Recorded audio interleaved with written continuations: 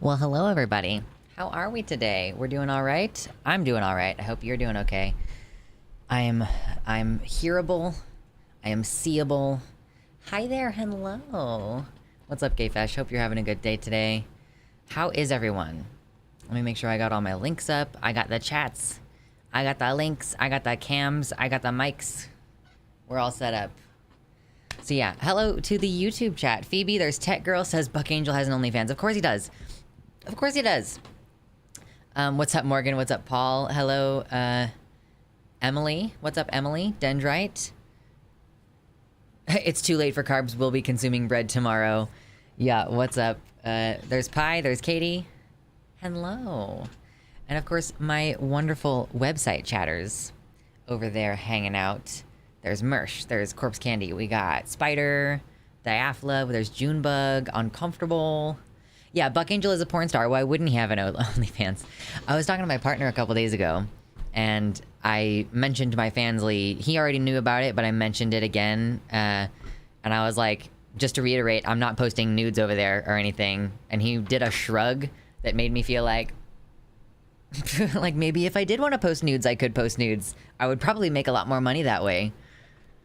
Do you, like, 10 out of 10, would you pay for nudes from Luxander? I'd be posting thirst traps, but nudes would be even better. Could make a decent amount of money. I don't know. Got that big queer energy today. That's awesome, Uncomfortable. I'm so glad. I switched my earrings for the month of Pride, and I am gonna be enjoying being rainbowed up for the month. Hell yes. Hell yes. The real question is, would you buy the Fansly for $5 a month for nudes, and you wouldn't already do the thirst traps? It's like, if I could get you with the thirst traps already. Anyway, we're just here to chill. Can you build a Lego on OnlyFans? I would pay for that. I don't have, Legos are expensive. Although, I guess if you build them on OnlyFans, that would make them a taxable, like a tax deductible purchase for your job. Technically speaking, I wouldn't pay, but I'm also ace, so I get nothing out of it. No, yeah, no worries. I love the aces out there. We appreciate. We love the asexuals. Hello, Mama Mephistopheles. Yo, I forgot that I have therapy tomorrow morning. I, like, got the little reminder email that's like, yo, you got therapy tomorrow. And I was like, oh shit, yeah, I do gotta fucking plan for that. Gotta take my hair down for a minute. I had a cigar and ate a Big Mac for dinner. Yo, that sounds like a baller dinner. I haven't had a cigar in years, though. Are cigars enjoyable? Do people still do that? Oh my gosh, the viewers just jumped up to 38. Hello. We are hanging out in the beginning part of our stream. So thank you for coming in. Hit the like button. Even if you're not going to hang out and stay with us, hit the like button before you go. I don't really care for cigars. Yeah, it's not my favorite thing. So today, in a little while, we are going to be joined by Surus. I think the channel is at Surus the Skeptic. And he is gonna have a conversation with us. Because here's the thing. Surus is like a cisgender, right? Surus is a cisgender. And I think that he has a couple of partners who identify as non-binary. But Surus is cool. Surus is like a comrade, for sure. And Surus has been having conversations about trans rights on his streams, right? And on his show. And he's finding that he's running into this issue with his viewers and his commenters in particular, who are saying, what do you even mean by trans rights? Like, what rights do trans people have that other people don't have? So he asked me to join him on his show to discuss that subject and talk about what does it mean when you say trans rights? What rights are we fighting for? What rights are being taken away from us? So that's kind of the main thrust of the conversation that we're going to be having today. And then additionally, he invited me to continue hanging out on the stream to discuss some good news. Oh my God, we need some good news. And we finally got some. The law in Florida, okay, which one? God, there are so many. of all the many different laws in Florida, one of the ones that passed recently was a restriction on gender-affirming care for teenagers. You know, if you're already on it, you can stay on it, but they won't let you start it if you're a minor, like, at all. And that has been stopped. I'm gesticulating with a crochet hook. That has been stopped temporarily, partially, for now. So we have a little bit of good news. I haven't looked into the details because I frankly didn't have any intention to talk about major politics stuff tonight. So we will go over it with Suris and just kind of have a conversation and enjoy that. We love a little collab, right? We like a little collaboration. My question is, I decided to leave Suris's username out of the title of the stream, and I'm curious if I should include it. Because sometimes I feel if you like a streamer for that individual person, if you enjoy that individual person, then you don't necessarily enjoy the streams where they have a guest on. But also, if you join here and you think you're just getting me, and it turns out that you're getting me and Suris, I could see people leaving because of that. But, so if I put Suris's name in the stream title, is that gonna actually bring folks over? These are the questions. Was that the law that also stopped nurse practitioners from providing gender-affirming care? I am not sure. I would have to look into it. I vote for including the name. Everybody seems to love Suris. I just don't watch his channel that much. He's a cool dude, and I've always thought he was chill. How many subs does Suris even have? This is a question. Oh, he's got 52,000 subs. Oh, that's great. That's awesome. It's not gonna scare them away. Worst case, it doesn't hurt. All right, put Suris in the title and see what happens. With @Suris, the skeptic. Yeah, with @Suris. Hey. All right, I added him. He's not gonna be joining us until about 45 minutes. 45 minutes from now. So we are gonna just, boy howdy, we're just gonna hang out. We're just gonna chill for about 45 minutes. And then we're gonna do the actual conversation part. I think your regulars are gonna be here regardless. Oh, that's true. Absolutely. The real ones are gonna be here no matter what I'm talking about. The real ones are gonna be here chilling out. Who is Buck Angel? Oh my gosh, Morgan. Buck Angel is a trans man who is a porn star, and he's been a porn star for fucking my entire adult life, and a while now. He is famous for being like a really butch man, like a bald, muscly, tattooed man who has a vagina. And that's the whole shtick. That's what he does in porn, he is, can we talk shit about Buck Angel? I mean, we're always ready to talk shit about Buck Angel. We're always ready. Tell him to promote my OF. Mama needs that bag. Mama, you don't even charge on your OnlyFans. You don't even, like, what do you mean you need that bag? Do you get tips? Is that how it works? I get tips on Fansly sometimes. It's nice. I love to crochet whilst watching your vids. Yeah, Katie, check this out. I'm in the middle of crocheting a trans pride colors mushroom. So this is the base and it's finished, and I just need to add some like weight to the bottom, and I'm gonna add some stuffing to it, and then the gills, like the underside of the mushroom, is gonna be this pink color, and then I have a blue that I've misplaced now, which is gonna be like the top part of the mushroom. So that's what I'm working on right now. Just crocheting a little mushroom. I'm at a stopping point, and I need to get my stuffing out of the drawer that it's in. Dicks is in all caps. You gotta do dicks in all caps. Can we get some dicks in chat? I love when dicks are in chat. I'm making a trans blanket. Yo, that's amazing. Is it gonna be decorative, or is it another crochet packer? This is meant to be decorative. I guess I could make a trans flag colored packer. The only packer I made didn't have any balls though. The packer that I made was just a penis by itself. I guess that could be my specialty. For those people out there who want phalloplasty but don't want testicles, I got you covered with a trans flag colored Packer. Anyway. Dicks, thank you so much. I appreciate all the dicks in chat. Thank you so much, everybody. It's amazing. It's beautiful.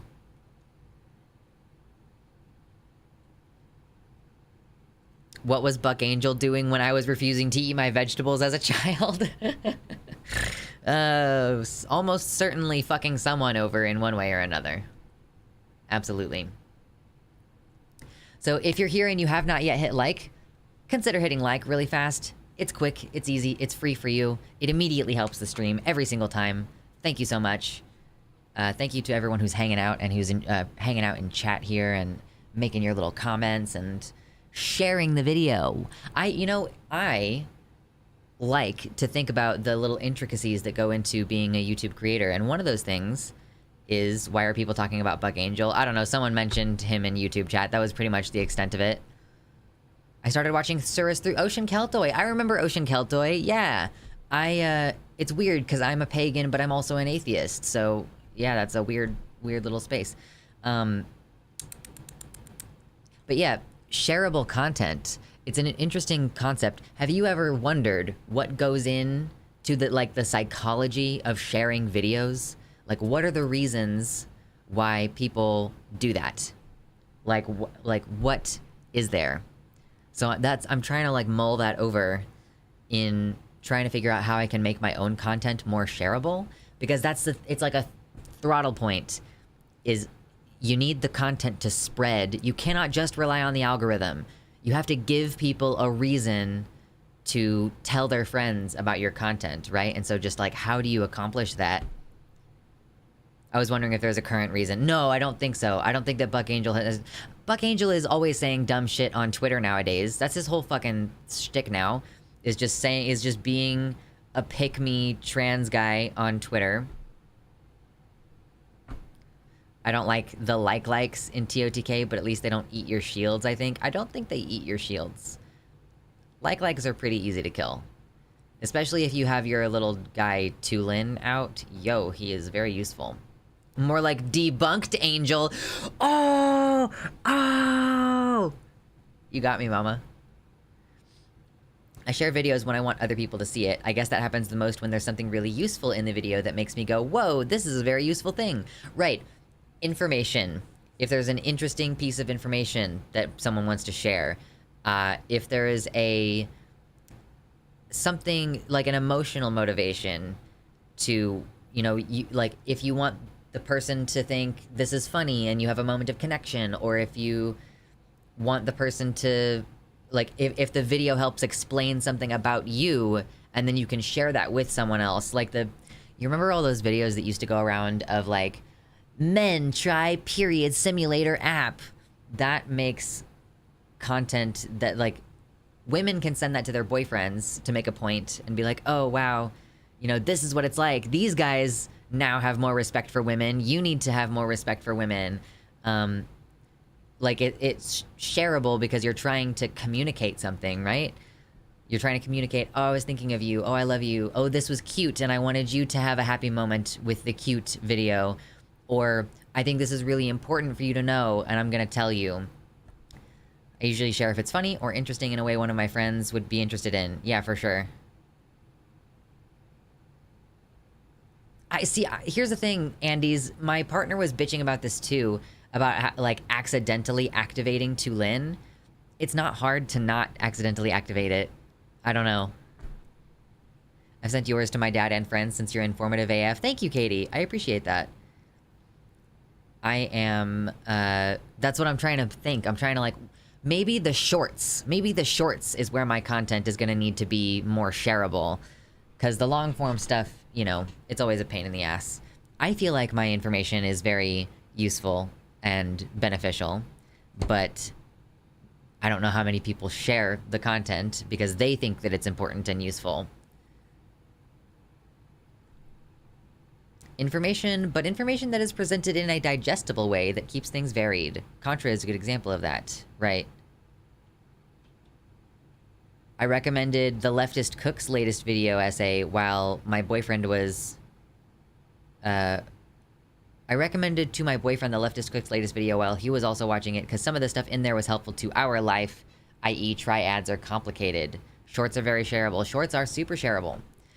And then I gotta like just figure out a way to take my big ideas that I take 10 minutes to explain and condense it down into 55 seconds or so. It's fun how this is a job. Like, the psychology of why people share content is part of the whole web, the whole complex web of stuff that I have to think about. I don't really have to, I guess. That's the thing. My channel is doing okay, and I don't really consider whether my content is shareable. TikTok bad? I don't want to share on TikTok. No. I will put my shit on YouTube. Well, actually, I don't know. TikTok is like the political agitation center nowadays, right? If you're here because you're interested in seeing Surus will be joining us in about 45 minutes, 40 minutes, closer to 30 now. I don't know, around 6 o'clock. So, I use isopods for analogies to explain political concepts. True. I gotta get a nice macro lens for my phone. My partner has like a special lens case that fits on his phone so that he can take really up-close pictures. But I do not have such, so I can't take as detailed of videos. I don't know who is Surus, but I'm here either way. So yeah, Surus is like an atheist channel. He talks about progressive issues and trans rights and things like this. So he's a cis person, but he's a comrade. So we're gonna enjoy having that convo. The reason I come back is due to slight parasociality and the community in chat. Well, yeah, that's the fun thing, is that there's like multiple different aspects of the content as well. We have this content where we're hanging out and we're like chilling, and then the streams get edited into videos for the channel, right? And those, you know, that's my original audience was only that. That's how I built the 30,000 subscribers. Like, the majority of that was from the videos that I was making. And then there's the shorts now, which is a third new different type of content. I come here for Lego content. You're gonna be sorely mistaken on a regular basis, Pi.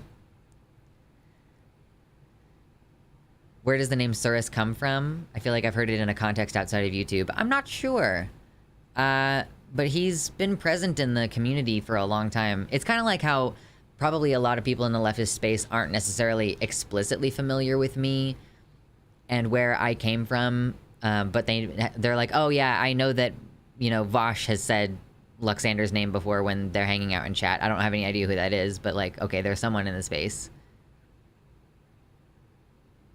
My family used to frown on adults playing video games, and now it's a whole career.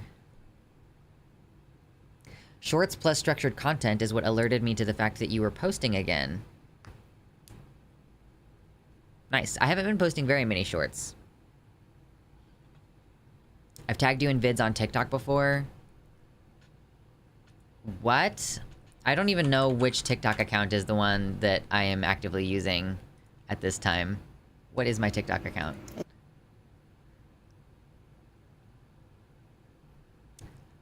It's at Luxander the Great. This is my TikTok account, but I just don't really use it. Oh yeah, I see. You've mentioned to me in a comment 5 days ago. Oh, I just don't use TikTok at all. But maybe I should use TikTok if I start making shorts, because it is kind of the political agitation platform.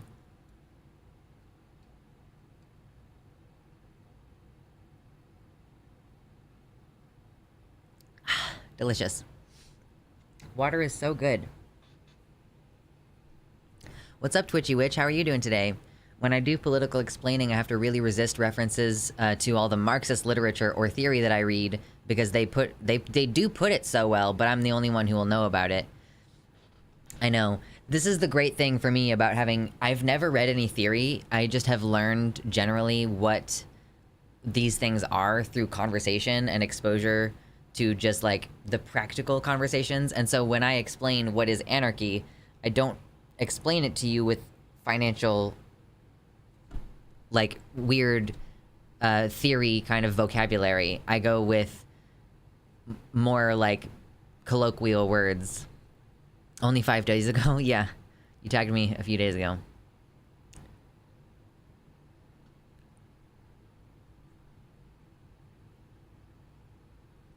Oh, we're having the parasocial conversation. Yeah, there is an inherent, the parasociality of it. Like, I am never gonna feel as familiar with you all as a group as you do with me individually, you know? Vosh has read all theory, so we don't have to. I mean, honestly, is there anybody else who follows Doe? Because Doe posts occasionally just like a whole bunch of jargon that's way over your head. We have fun.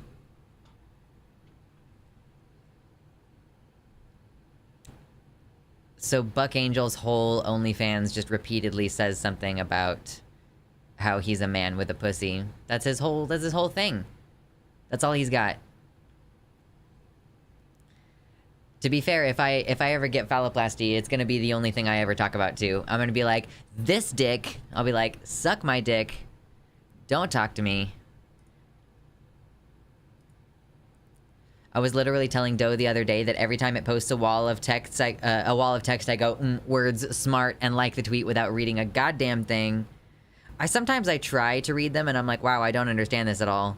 But sometimes I read it and I'm like, this is making me have to really think about how all these big words are gonna actually relate to one another, but okay, I understand the idea here.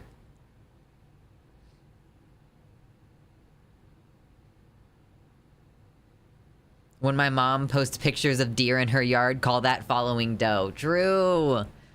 I hope you all aren't offended at the fact that sometimes I will just rephrase when I'm reading your comments, I'll just rephrase them in a way that I think is funnier. Corpse Candy is a theory nerd. Corpse Candy, what would your recommendation be for someone who's never read any, like, socialist or anarchist theory before? People used to tell me Kropotkin, like Conquest of Bread, would be a good place to start. Tell me. Tell me.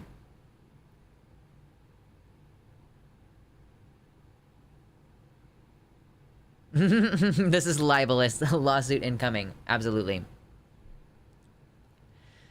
Okay, so we are still here, hanging out. My computer's being a little bit funky. Well, then I will no longer be acknowledging chat. I will just ignore you forever.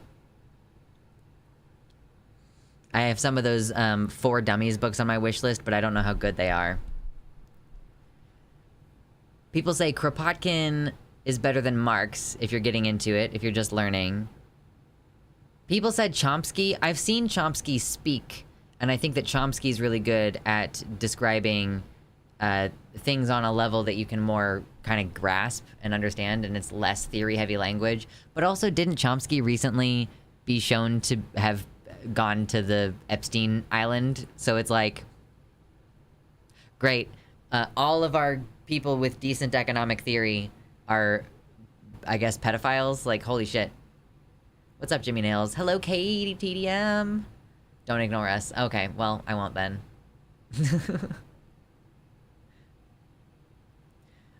I hear that Doe is actually smart. Sometimes people use big words but are just not smart. If you listen to Jordan Peterson, you can hear the whole 7th grader trying to fill a word count vibe. I do, like,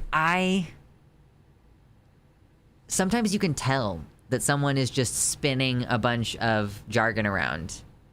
Oh, cool, Katie, what's up? Yeah. You can tell that someone's just using a bunch of words. Occasionally, I'll look at an actor and I'll be like, wow, I feel like you don't understand what you're saying. You're playing a smart character. I feel like I've mentioned this on stream before, but if anybody here has watched Firefly and the subsequent movie Serenity, you know the doctor? You know the doctor character? He's supposed to be like a mega genius who's second only to his crazy smart sister. And I can't remember what his name is. Her name is like River Tam. So his name is something odd Tam. I can't remember what it is. Simon! Thank you. Simon Tam. He kind of just seems like a no thoughts head empty person who is pretending to be smart, and it's just not quite coming across to me. Yeah, I am a surgeon, Captain Reynolds. Oh my gosh, the good doctor. No. No. I read a lot of Lenin, but the Communist Manifesto is an easy pick. Das Kapital, anything by Parenti usually slaps. Slavoj Žižek can be pretty good. If I had to pick one good starting book for beginners, it would be The Proletarian's Pocketbook. Okay, cool. Very nice. Those are good recommendations. Chomsky is a great public speaker, but IDK, his writing sucks. Right, so I saw him speak, but I haven't read any of his writing. My favorite thing to do with Star Trek is watch the faces of the actors when they're spouting technobabble to see if they understand a goddamn thing they're saying. Like, do they have even the most remote idea of how the science fiction aspect is actually supposed to work? Just so y'all know, we're gonna get into the trans rights conversation in about a half an hour. Surus is not online yet for streaming, so we are going to hop on with him when he gets here, like when he shows up, which should be in about roughly 30 minutes. Cowboy Bebop is so good. I haven't seen Cowboy Bebop in forever. It can depend on the series, but sometimes TNG has actually scientifically accurate technobabble. It does seem like it's close enough. It's not so much fantasy. Like, TNG still strikes me as being in the realm of sci-fi, as opposed to, you know, in Star Wars, I don't really expect anything to make sense, because it's a little bit more, like, fantasy-driven. Voyager makes shit up and puts genic as a suffix to every word. It's mutagenic. It's Geordi makes it work. He makes it feel very naturally, especially given his eyes are covered. He is really a great actor. You know, we need more props to go to him. Manufacturing Consent is by Chomsky. I completely understand the concept of manufactured consent after just spending some time on the internet, really. I mean, I get, like, yeah, especially now with COVID, and the fact that everybody is just acting like things are normal, and they're acting like I'm a crazy person for telling you you need to like keep wearing a mask everywhere you go.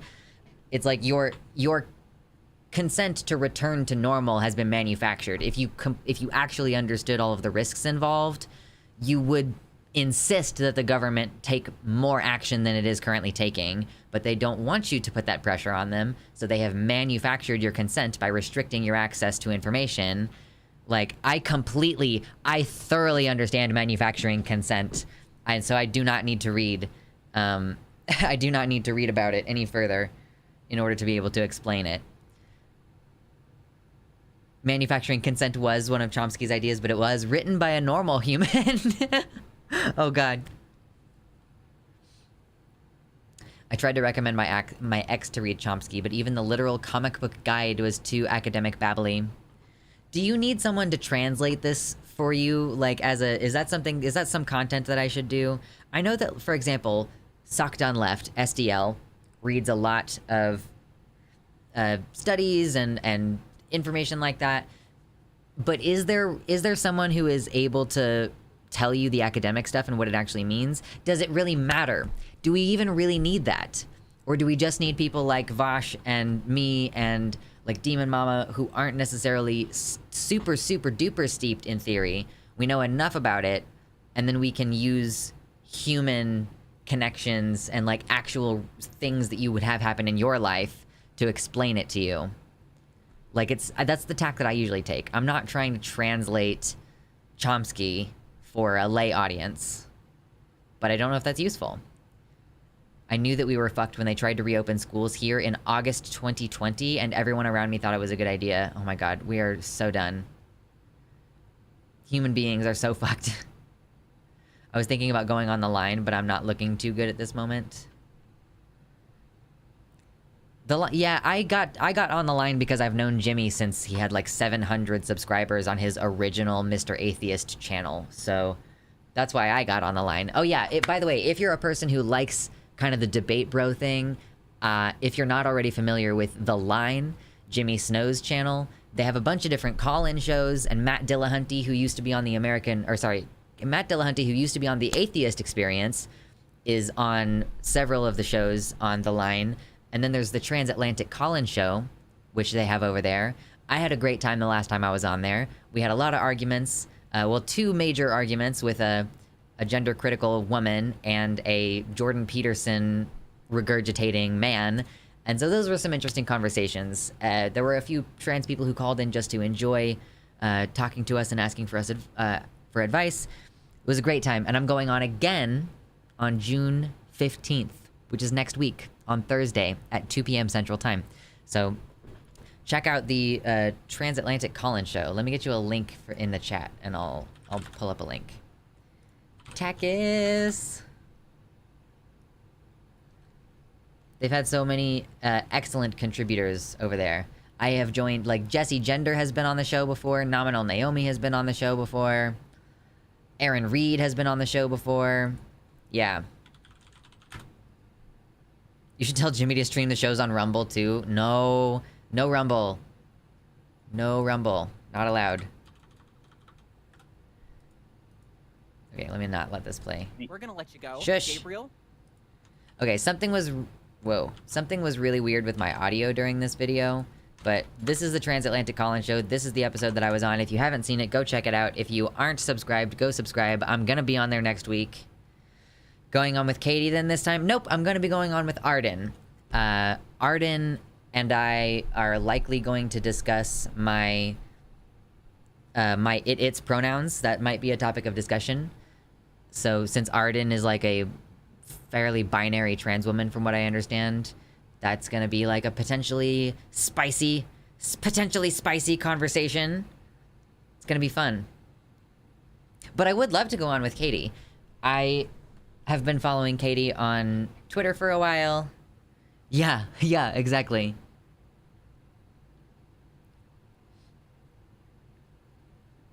So I'm really looking forward to it.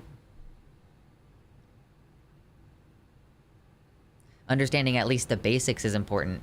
The more you learn to think dialectically and understand material conditions, the more you start to analyze society. A lot of the more complex stuff can be learned just by applying the right lens to your thinking and applying it to the modern world. Right. I do pretty well with dialectics because of dialectical behavioral therapy, which I was in for like a year and a half.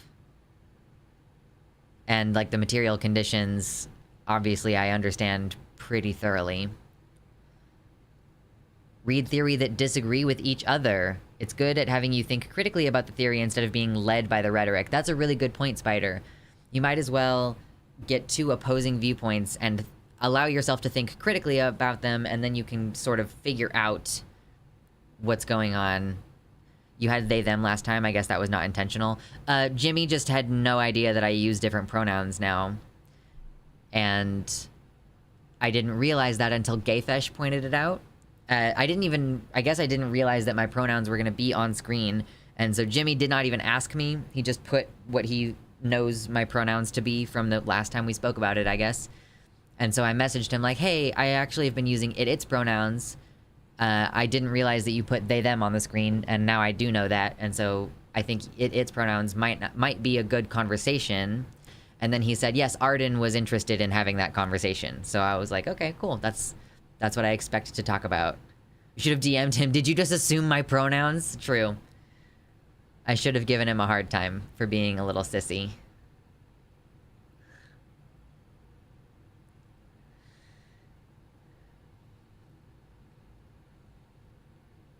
I have a BA in linguistics and I cannot read Chomsky.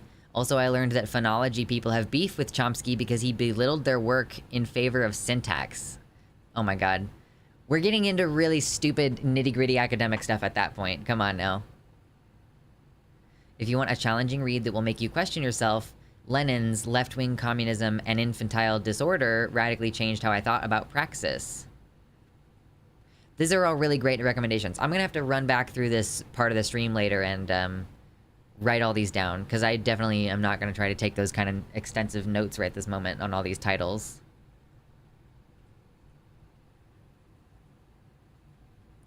Hopefully you can teach Kelly about gender.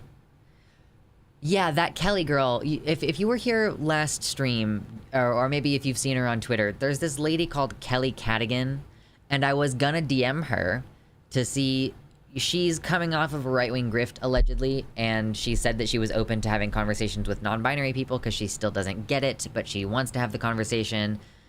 And I want to DM her, but I can't because her DMs are closed. Like, there's no option on her profile to DM her, so... Rest in pieces.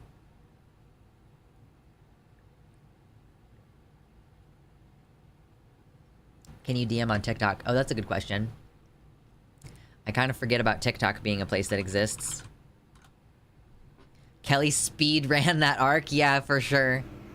It's official. Whoa, shush. Okay. Kelly was on a stream with Buck Angel the other day saying that non-binary people don't exist. Yeah, she just, within the past week, has started saying, I am not a right-winger anymore.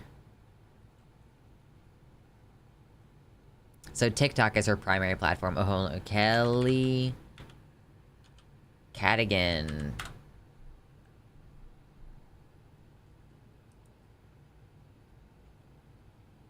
Oh, I guess I can message her. Well, I guess I'll do that later. She explicitly called it a grift. Yes, now that she's coming away from the right-wing stuff, allegedly, she says that she was grifting. Like, she says that she was just saying things to be accepted. But that means that I think it is, yeah, I think it's good to be skeptical and say, hey, are you sure that you're not doing that same thing now where you're just saying things in order to get accepted? But I want to be open to the idea that people can change and grow, and I want to be a part of that, I guess, for some people. Don't get attached to the grift. Be like Blair White. Just leave all your self-respect at the door, like Blair White.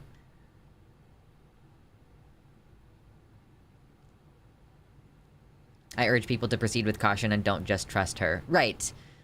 She's the one who said black people enjoyed being slaves. Yes, she apologized. We watched that earlier this week. We watched it on Sunday. She said, I'm sorry for what I said about slavery. That was wrong. That's all. She was like, that was wrong. I shouldn't have said that. So, yeah, if she's being sincere, man, it's a big admission, you know? It's a big person kind of move to make. And I hope that she is being sincere. Although, I am also, I guess, not going to complain if she finds that she likes better the kind of attention that she gets by supporting left-wing ideas or, like, progressive ideas. Major people-pleaser energy off of her. Right, I mean, frankly, if she stays saying the stuff that she's saying currently about, like, you know, trans people are going to be accepted on the left, and, you know, right-wingers are just kind of, like, delusional about trans people. I don't know if I care how sincere she is. If she sticks with that, if she likes the attention that she gets from us, and we're like, oh, I forgive you, you know, it's okay, whatever. Like, if she likes that attention and she stays with this, I don't know if I care how legit she is, like, or if I care more about the messaging, you know?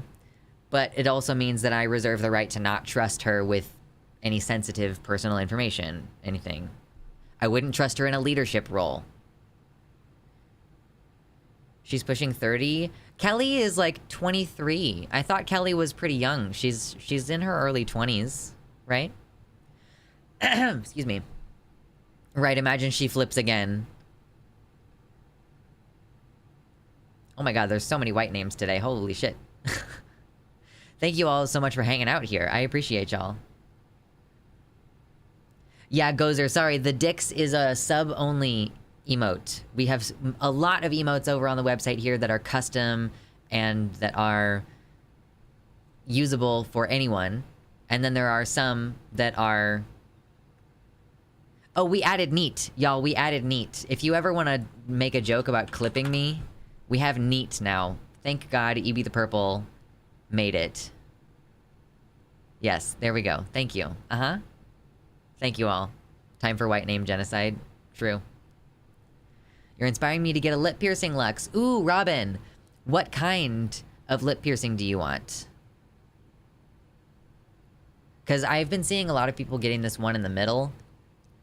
And I'm like, I guess that just It just doesn't appeal to me. I got my piercings, and this is exactly the right piercing for my face.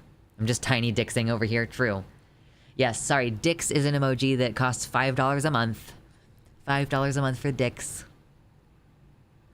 Libre piercing is the middle one. Well, and there's also 2 different ways to do this one. You can do this one the same way that my piercings are done, or you can do like Demon Mama has, where it's like through the lip, because technically libre just means lip, so like technically that's all. You could call a bunch of different lip piercings libre piercings. Bottom side piercing, you want like just one side. Very cool. I think my snake bites look good. I'm totally done with facial piercings for a while. I would love to get a nose dot, but my nose is super off center. Like, my nose veers off to, yeah, it veers off to one side. And so I don't really feel like I could get a nose piercing without it looking really stupid. I personally want an eyebrow piercing. I wanted an eyebrow piercing at one point as well, but they tend to eject and push out after a while.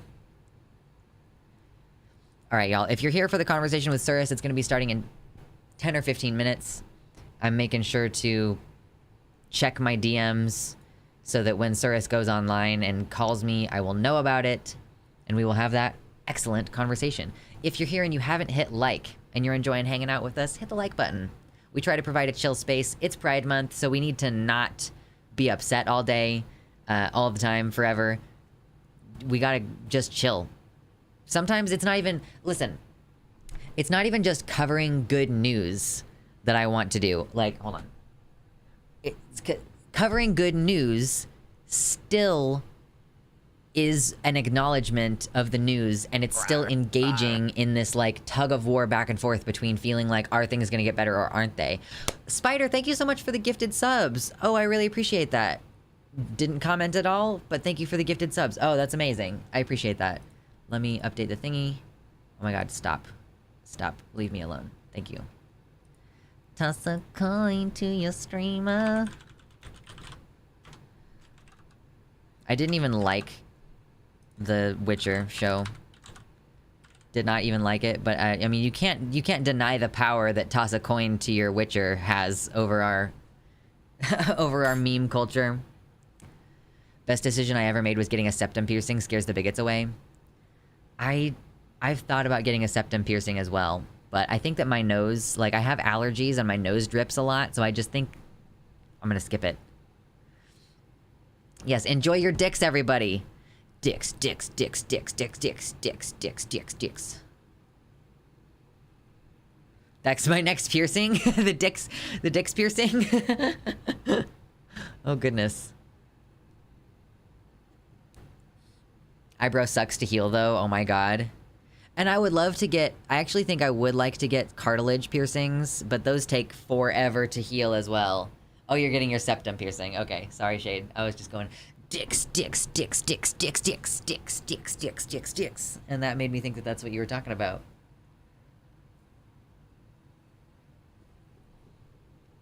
I don't think that as a trans guy, you can get a phalloplasty piercing. I don't really think that that's doable.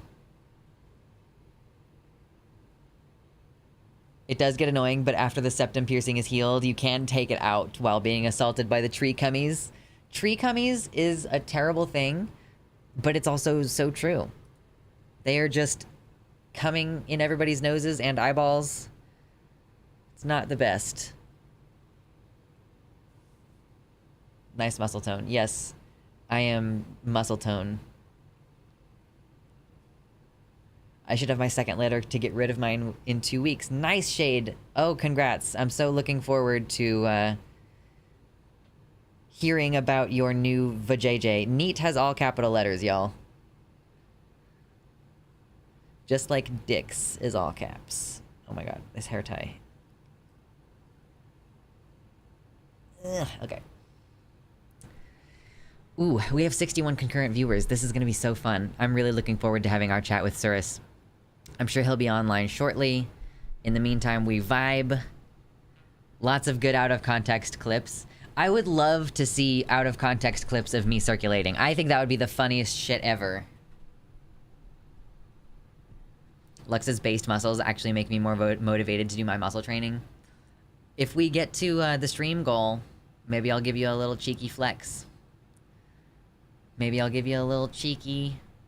You could make a bunch of shorts. Yeah, Violet, you sent me this AI-based content thing. Make short videos from long ones. I just haven't...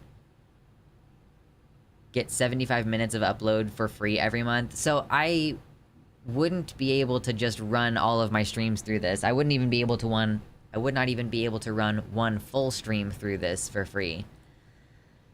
But when I'm editing, I do have that clip of you pantomiming nomming on a cat. What's the convo going to be about? So the title of the stream is what the convo is going to be about. Surus has been talking about trans rights on his stream. I think it's his pronouns, he, him. Okay, so Surus is going to be kicking on his stream in about 20 minutes.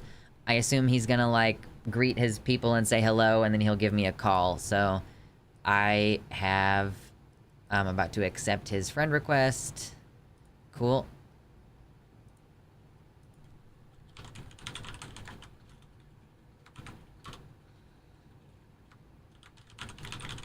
So, Surus has been talking about trans rights and has been having some commenters on his channel going, what do you even mean when you're talking about trans rights? What rights do you not have? You know, what...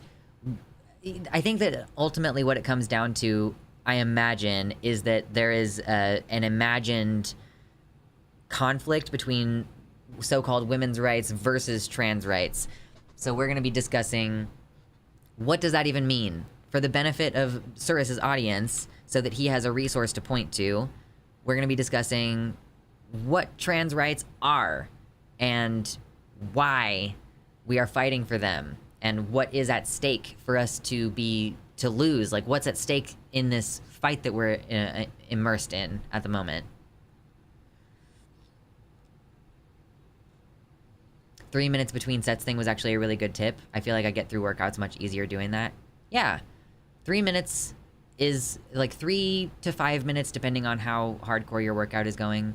I do 30 to 90 second when I'm bulking, 30 to 90 second breaks. But now that I'm doing calisthenics, I'm doing more like 2 or 3 minute long breaks during the exercise. So yeah, this is one of the things about Luxander's stream, is that you will inevitably feel the urge to better yourself. Listen, I'm an influencer, and I will drag you all up with me. You think I'm playing? You think I'm playing? I will get you all in therapy. I will get you all drinking water. I will get you all working out.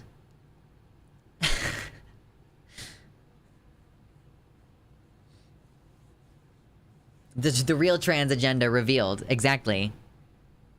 I will force you to thrive. You fucking think I'm playing?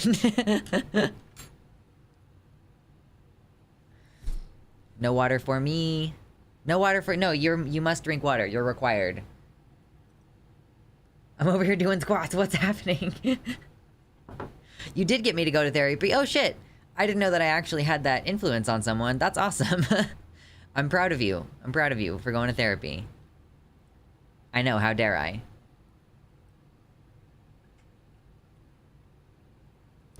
I think of it a lot of it has to do with the difference between legal and actual reality. Rights can be lacking even without legal discrimination. Most people just don't know the reality of trans existence. Yeah, you know, it's, if every single month you try to get your prescription filled for your hormones, and every single month you have, like, difficulty refilling your prescription, that's like the bureaucratic slowdown that has been thoroughly discussed on the Philosophy Tube channel. Like, the fact that it doesn't even need to be explicitly illegal if there are enough people in the bureaucratic chain of events that want to prevent you from getting care. They can do things like refuse to refer you and deliberately type in the wrong information when they're processing your prescription. Or they can just say, oh, your insurance decided not to cover this.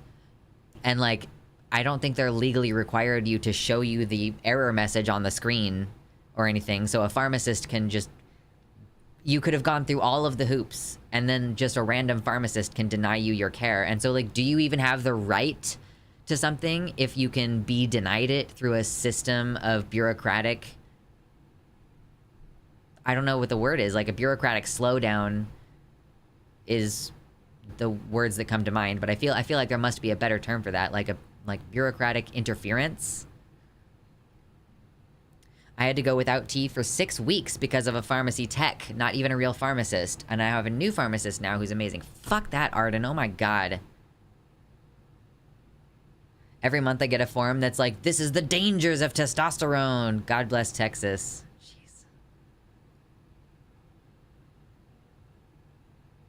My bottle of tea was just sitting on the shelf. Like, the filled prescription was sitting on the shelf for 4 weeks. Oh my god. I feel like at a certain point I would just, like, hop the thing. I'm not saying I would actually hop the counter, but it's like, that's mine. It's legally mine. Give it to me. We be living under the system. It's true.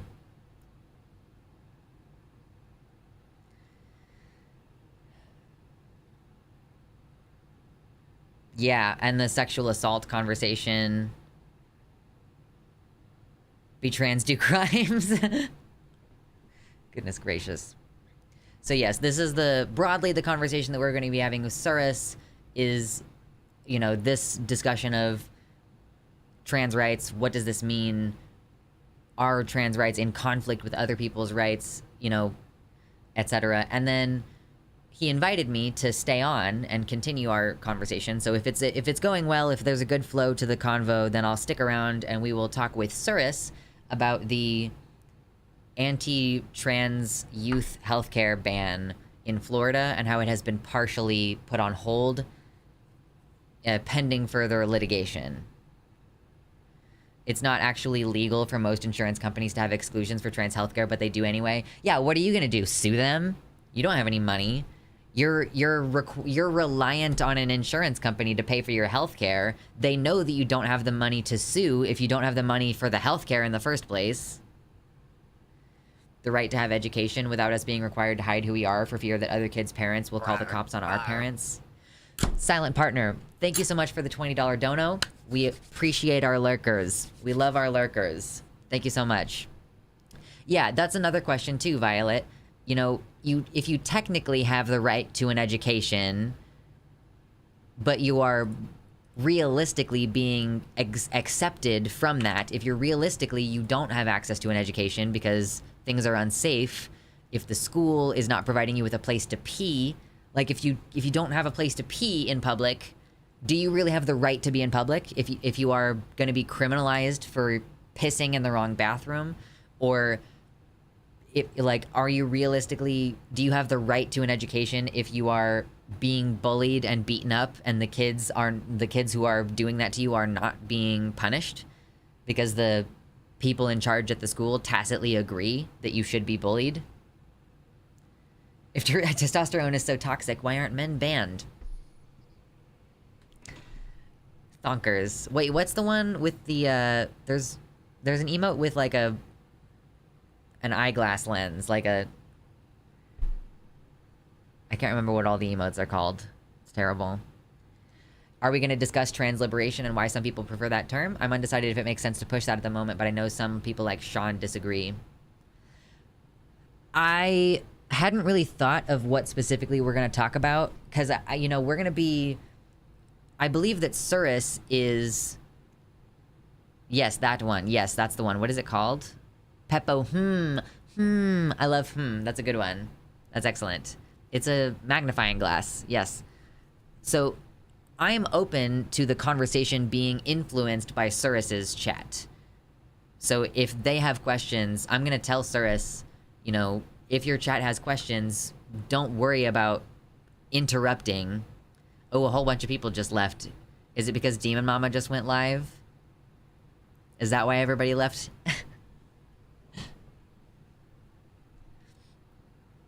Because the purpose of doing this is to help his audience understand what the point is. I think the line just went live. Okay, Upstaged by Demon Mama and the line. Jesus Christ. Oh well. We're doing okay. It's a great stream. We're doing so good. Like, just for a chill and hanging out time, we're doing really well. I enjoy hanging out with the hordies. I just got an ad for BetterHelp. Damn, Lux really be pushing the therapy agenda. I get that BetterHelp money. Yo, if BetterHelp wanted to sponsor the channel, I think that would be an acceptable first sponsorship on the channel. I'm here for you, parasocial daddy. Well, good. Yes. Admittedly, is it dinner time soon? I made sure to eat before my stream. Oh my god, y'all. I did so good today. I waited a little bit longer than I should have to start eating today, but I did make sure I had some chili before stream. I got my proteins. I'm doing so good. Fuck the ads, now I'm hungry. They don't have a non-bean, non-binary, and it's Dragon Gremlin vibes. Oh boy, that was a sentence that I did not end up understanding it at the end. Why is there a sex/gender marker on IDs? I don't even know. I'm assuming it's because facilities are sex segregated, and so because of the fact that there is an institutional sex segregation of like men and women are kept discreetly from each other in jails and prisons, that in the process of you being arrested, they would need to know that information. Like maybe for the purposes of gathering public health info. Oh yeah, I use it's pronouns.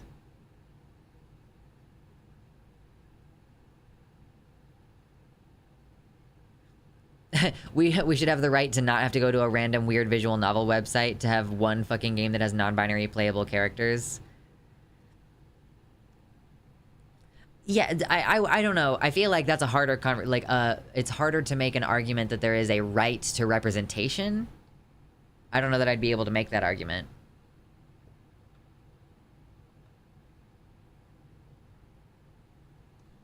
Some states like mine have the gender. Oh, the X gender. Yeah, I mean, that's because they're trying to... Because there is some amount of, like, they use the driver's license info for public health data to an extent. Which is why the law in Kansas that recently passed is such a bummer. We passed an anti-trans bathroom bill here, where I live. Hi, Cyrus, what's up? Hey, how's it going? That's awesome that you're here. I'm gonna give you the orange name. You must have the orange name.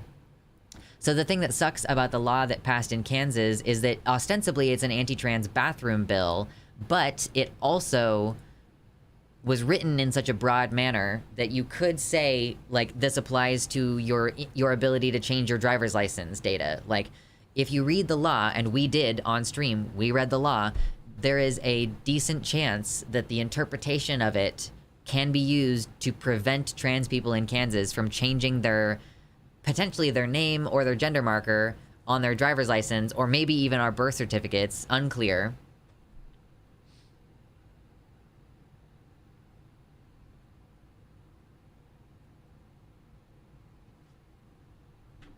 In my recent housing/roommate search, someone required a photo. This isn't online dating. What uses there besides discrimination? The vibes. You know, if they think you have bad vibes, they're not going to be on board. Yeah, the none of your business marker. Jesus Christ, you have it right, Cindy. I once met a non-binary DJ called Entropy. They named themselves Entropy. I can't compete with that level of cool. Orange name bad. Well, orange name good here. Orange man, orange name, orange NB. Orange woman bad.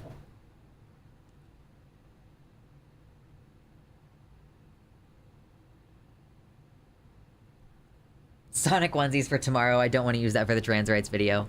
Gotta be respectful of the topic, okay? You gotta respect the sincerity of the topic, okay? What does entropy mean? Entropy means, like, the natural tendency for things to fall into chaos. Like, entropy sort of means, like, there's an inevitability that all systems that seem self-stable are going to spiral out of control at some point, basically, right? Like, I don't know the dictionary definition of entropy, but basically it just means like things are chaotic and unpredictable. Planets might be in orbit with each other for millennia, and then something happens and it disrupts it, and one of the planets goes like, pew! Like just flies out of orbit of the sun. One of my trans friends knows an NB who goes by X, like their name is just X. As a fellow single letter named NB, I have NB envy of how cool that fucking name is. Listen. Hey, Nami, welcome to the website. IDK who you are, but Surus led me here, so hi. Hello, I'm non-binary. My name's Luxander. I'm trans. I'm the dragon streamer. This is my horde of chatters. Welcome to the website. We are gonna be having a great time here. I'm still using the full VTuber regalia, but I want the video to be one I can point to multiple times when needed. Absolutely. We are here today to create a resource for the uninitiated viewers on Surus's channel who would like to know what it means when we say trans rights.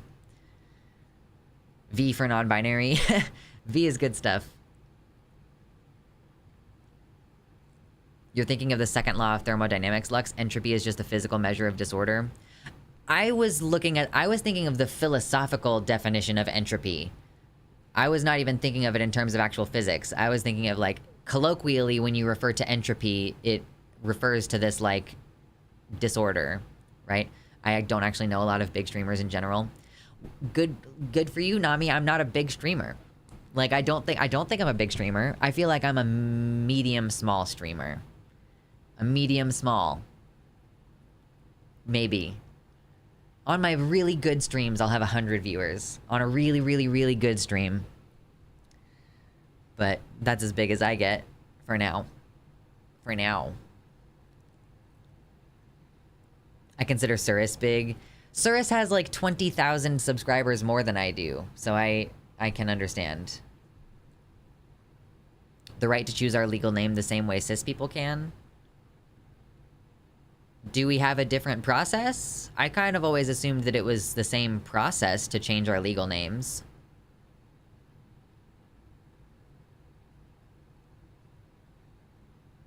Yeah, I would not necessarily call us big streamers.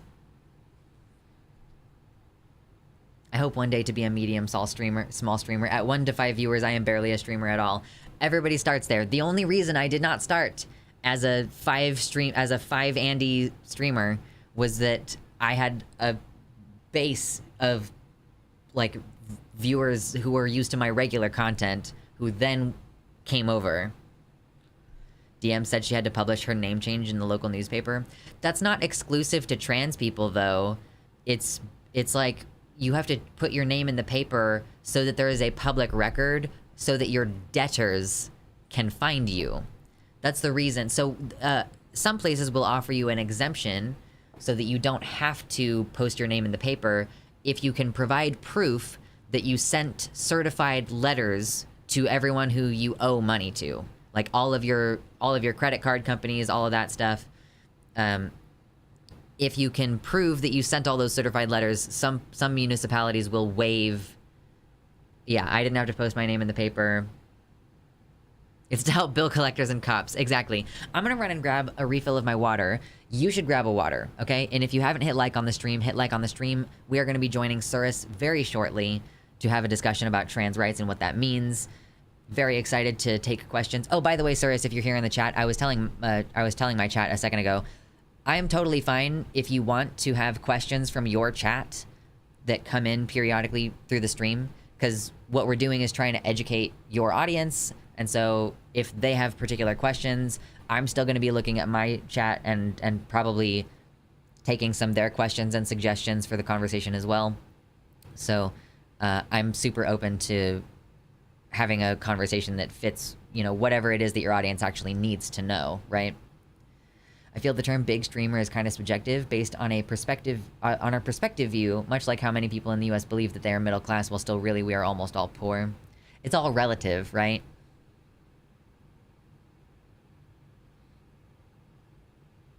In this case, the right is freedom from genocide by transphobes because we have to dox ourselves to change our name.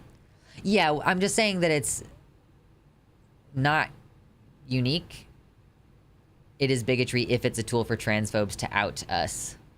I mean, you could also claim that it's anti-female. If you change your name, if Outa Cave is listening, it's fine. We'll go over it again.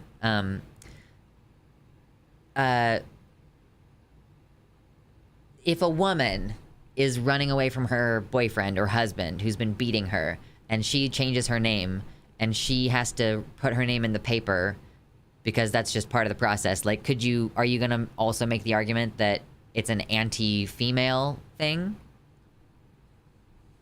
I'm in the, quote, top 30% of OnlyFans creators, and it's less than minimum wage earnings and 3 digits of followers, being big is relative.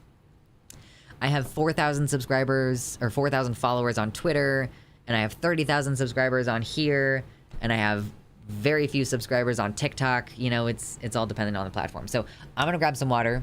You all should grab some water. I think publishing in the paper our dead names is oppression. I just don't know that it's uniquely oppressive to us. Right? Anyway, I'll be right back. Get water. You drink water. Be good. Or I'll come get you. Okay?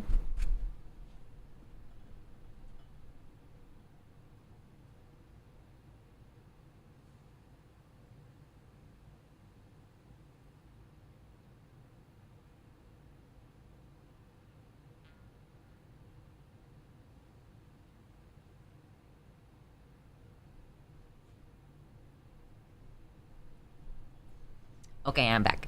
I told you I wouldn't be gone for very long. Alright? Is my computer making noise right now? No. Okay, I thought that I heard it making sound. Can I lurk, have the site up, and go to bed? I think that that's allowed. I think that that's totally allowed, Nami.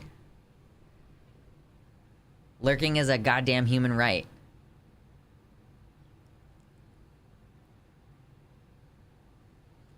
It's all back to trans rights or human rights. To me, it's oppression that name changes in general are so expensive and hard because they disproportionately hurt trans people, immigrants, and women after marriage.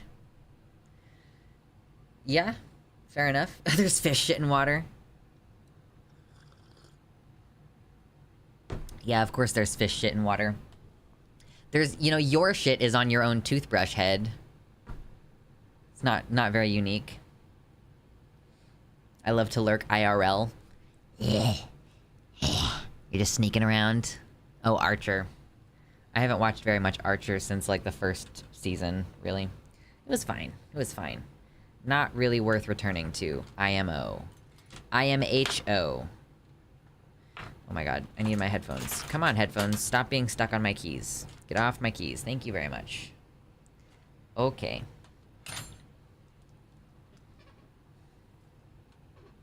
No stream police to watch out for. Right. Like, you're not allowed to step away or fall asleep during stream. Not permitted. I'm lurking IRL, watching you through your window. Get out of here. You don't know that I don't have a gun. Alright? Be careful. If you're a trans femme, you can see if you pass when you go get a new driver's license because they'll ask for a copy of the marriage license. Oh, that's funny. Ready for a call? Yes. Okay. We're about to jump on with Surus. Ready, set, go. I'm sure he's setting it up on his stream. Lux got 2 guns. I know. I can't flex until I get the donations.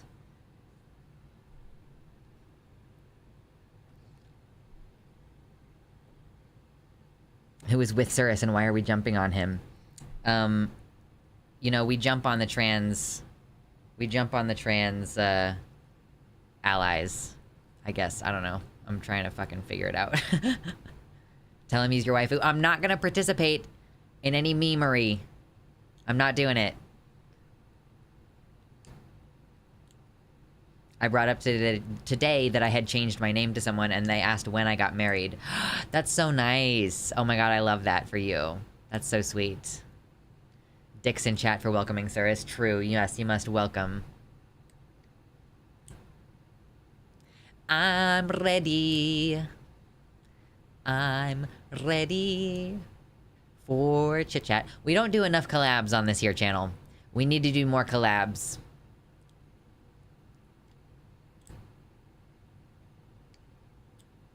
No, I am only a mouthpiece for my own words. Unless you don't know. If you don't know, I will say your words as though they are my words. But I'm not gonna meow at him. Yes, grab some food, get yourself a water. We are gonna settle in to have a little convo. Turf Island is hell, and all I can say to it is dicks! Dicks in chat. Hydrate or dihydrate. I'm pointing at you a lot today. Is that rude?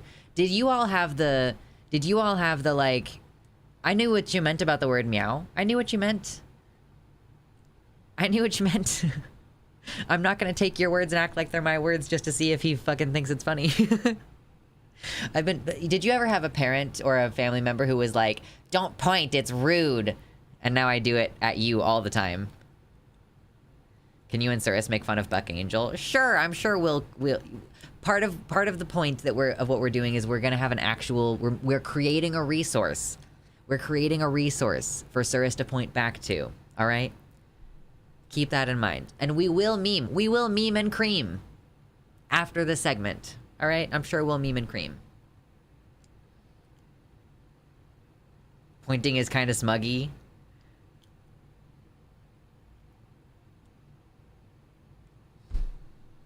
Anyway, why is that green? The arrow makes it green. Anytime you do that on the website has formatting. It's fun. It's kind of like how we have custom emojis and custom subscriptions. You can donate directly through the website, and fucking YouTube doesn't take 30% of your money. What's up, YouTube? Why are you taking 30% of my money? That's why I don't have super chats enabled. If you wanted to super chat me, too bad. Come to the website, luxander.net/donate. Excuse me. Everybody needs a resource for making fun of Badunked Angel. Badunked Angel. Did you mean to type debunked Angel? Like, I don't know what you were doing there. Good gracious. Okies. Later, Nami. Good luck. Good luck, have fun. Absolutely. I enjoyed teaching my aunt's pet parrot to cuss. The problem was that he sounded like me. No! The parrot mimicked your voice? Oh no! Oh. I'd prefer to fund you directly rather than have 30% of the donation go to an organization that platforms the Daily Wire. Amen, right? A-fucking men. Okay, Cirrus still has not called me. But I'm sure that we're gonna get ready here soon. I have the Discord page open. I'm ready. I'm so ready. Non-consensual findom, if I ever heard it. I've crossed a boundary, and this is my apology video. You know, I just have to come clean. I just have to apologize to my audience. You know, you trusted me, and I betrayed that trust. That's one of my favorite memes. It's easily one of my favorite spoofs of a YouTuber is the YouTuber apology video. I did the closest video I've ever done to a YouTuber apology video was me talking about how I use the word retarded sometimes. And I was like, okay, let me explain why I used the word. That was the closest thing. I don't think I really apologized though. I'm not really in the business of apology. But it would be fun. It's a fun way to make money. Honestly, I do think that it would be funny to just every once in a while do a fake apology video. Yeah, I texted you back, Cirrus. You can call me. Did you try to call me and it didn't send because I'm on streamer mode? Because I'm ready. I'm so ready. I messaged you on Discord and told you I was ready.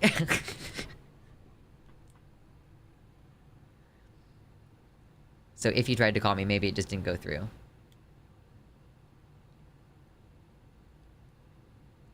Do apologies for being so based and making the other leftist look bad. True. I'm sorry that I'm so smart and attractive And I'm sorry that my takes are so based and every single one of them is 100% correct. I'm sorry that I've never been wrong in my life.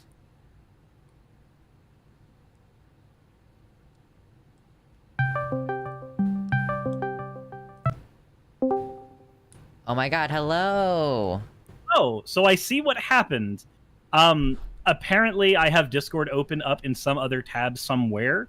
So the Discord on my computer was like, yeah, no, you don't need to see notifications when Lux sends you anything. I hate that. The phone makes it so janky. Like the notifications are whoever stupid. you were talking to last, it just will not show you jack anymore. Yeah, it assumes that you saw it on your desktop, I think, so it won't give you the mobile.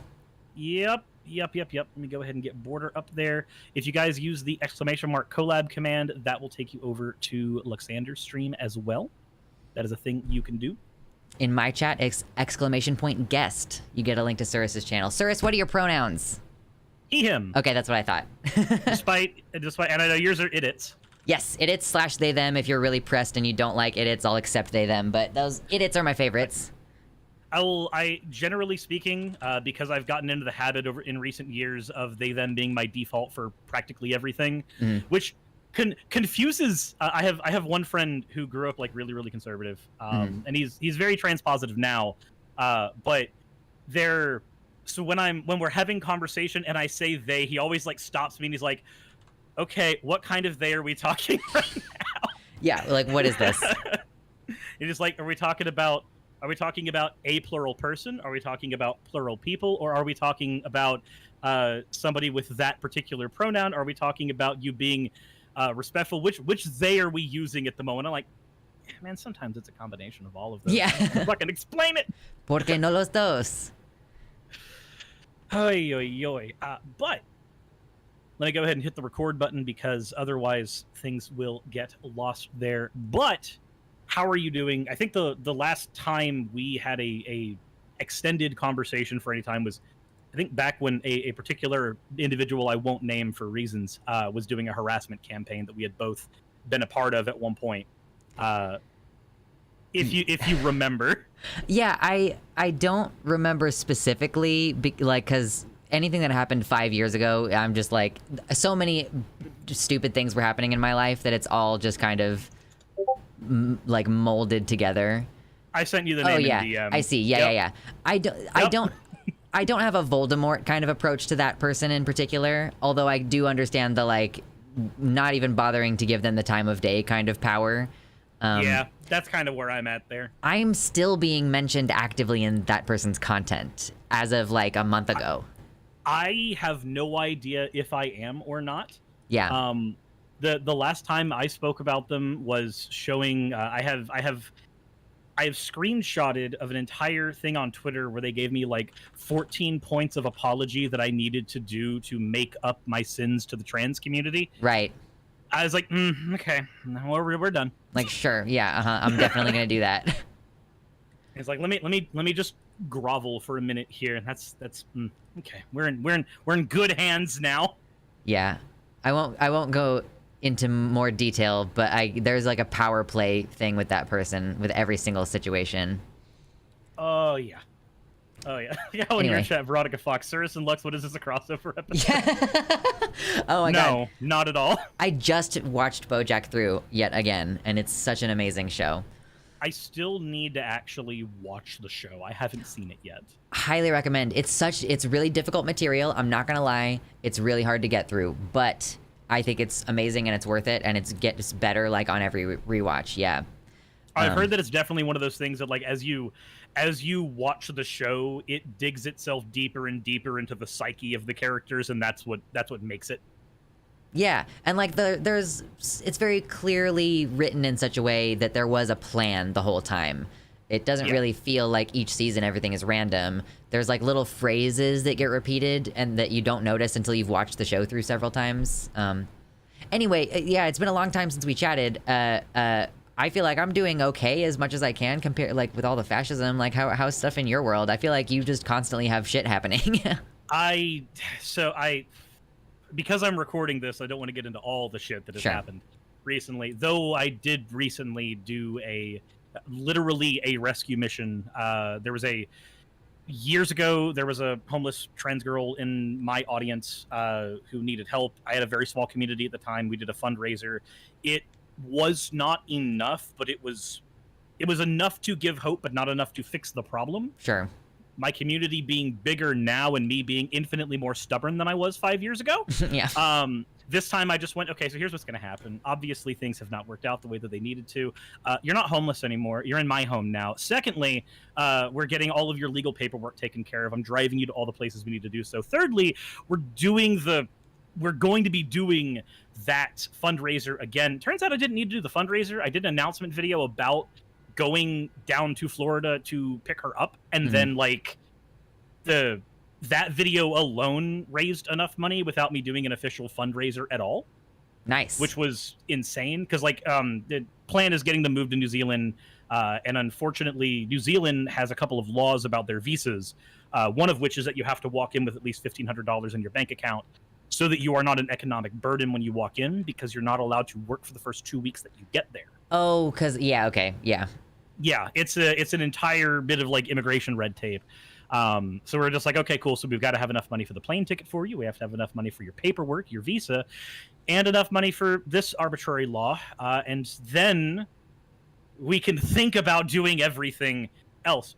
Luckily, all of that was raised literally as I was driving down. And that made all of this super, super easy.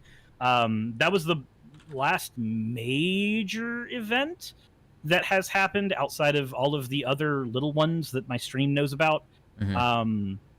Past that, it's just been very tiring. I don't know when my channel flipped into an almost exclusively talking about trans issues channel.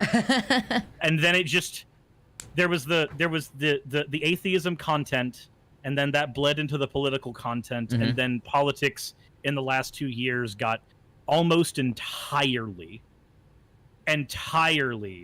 just saturated with anti-trans legislation, and so now we're just kind of here. Yeah, I mean, for sure. Like, I mean, I did a similar thing. I don't know if people realize this, but you know, I'm a very trans-oriented creator. But when I first was doing activism in general, I started in the atheist skeptic community. And because like we met when you were on non-sec years ago, when that terrible shit happened. Yeah, it was interesting is that was my second time around in the atheist community. I'm talking like 12 years ago, I was a blogger on Teen Skeptic. So that's like way back in the day as far as atheist activism goes, back when it was blogs and the YouTube sphere hadn't quite caught around yet.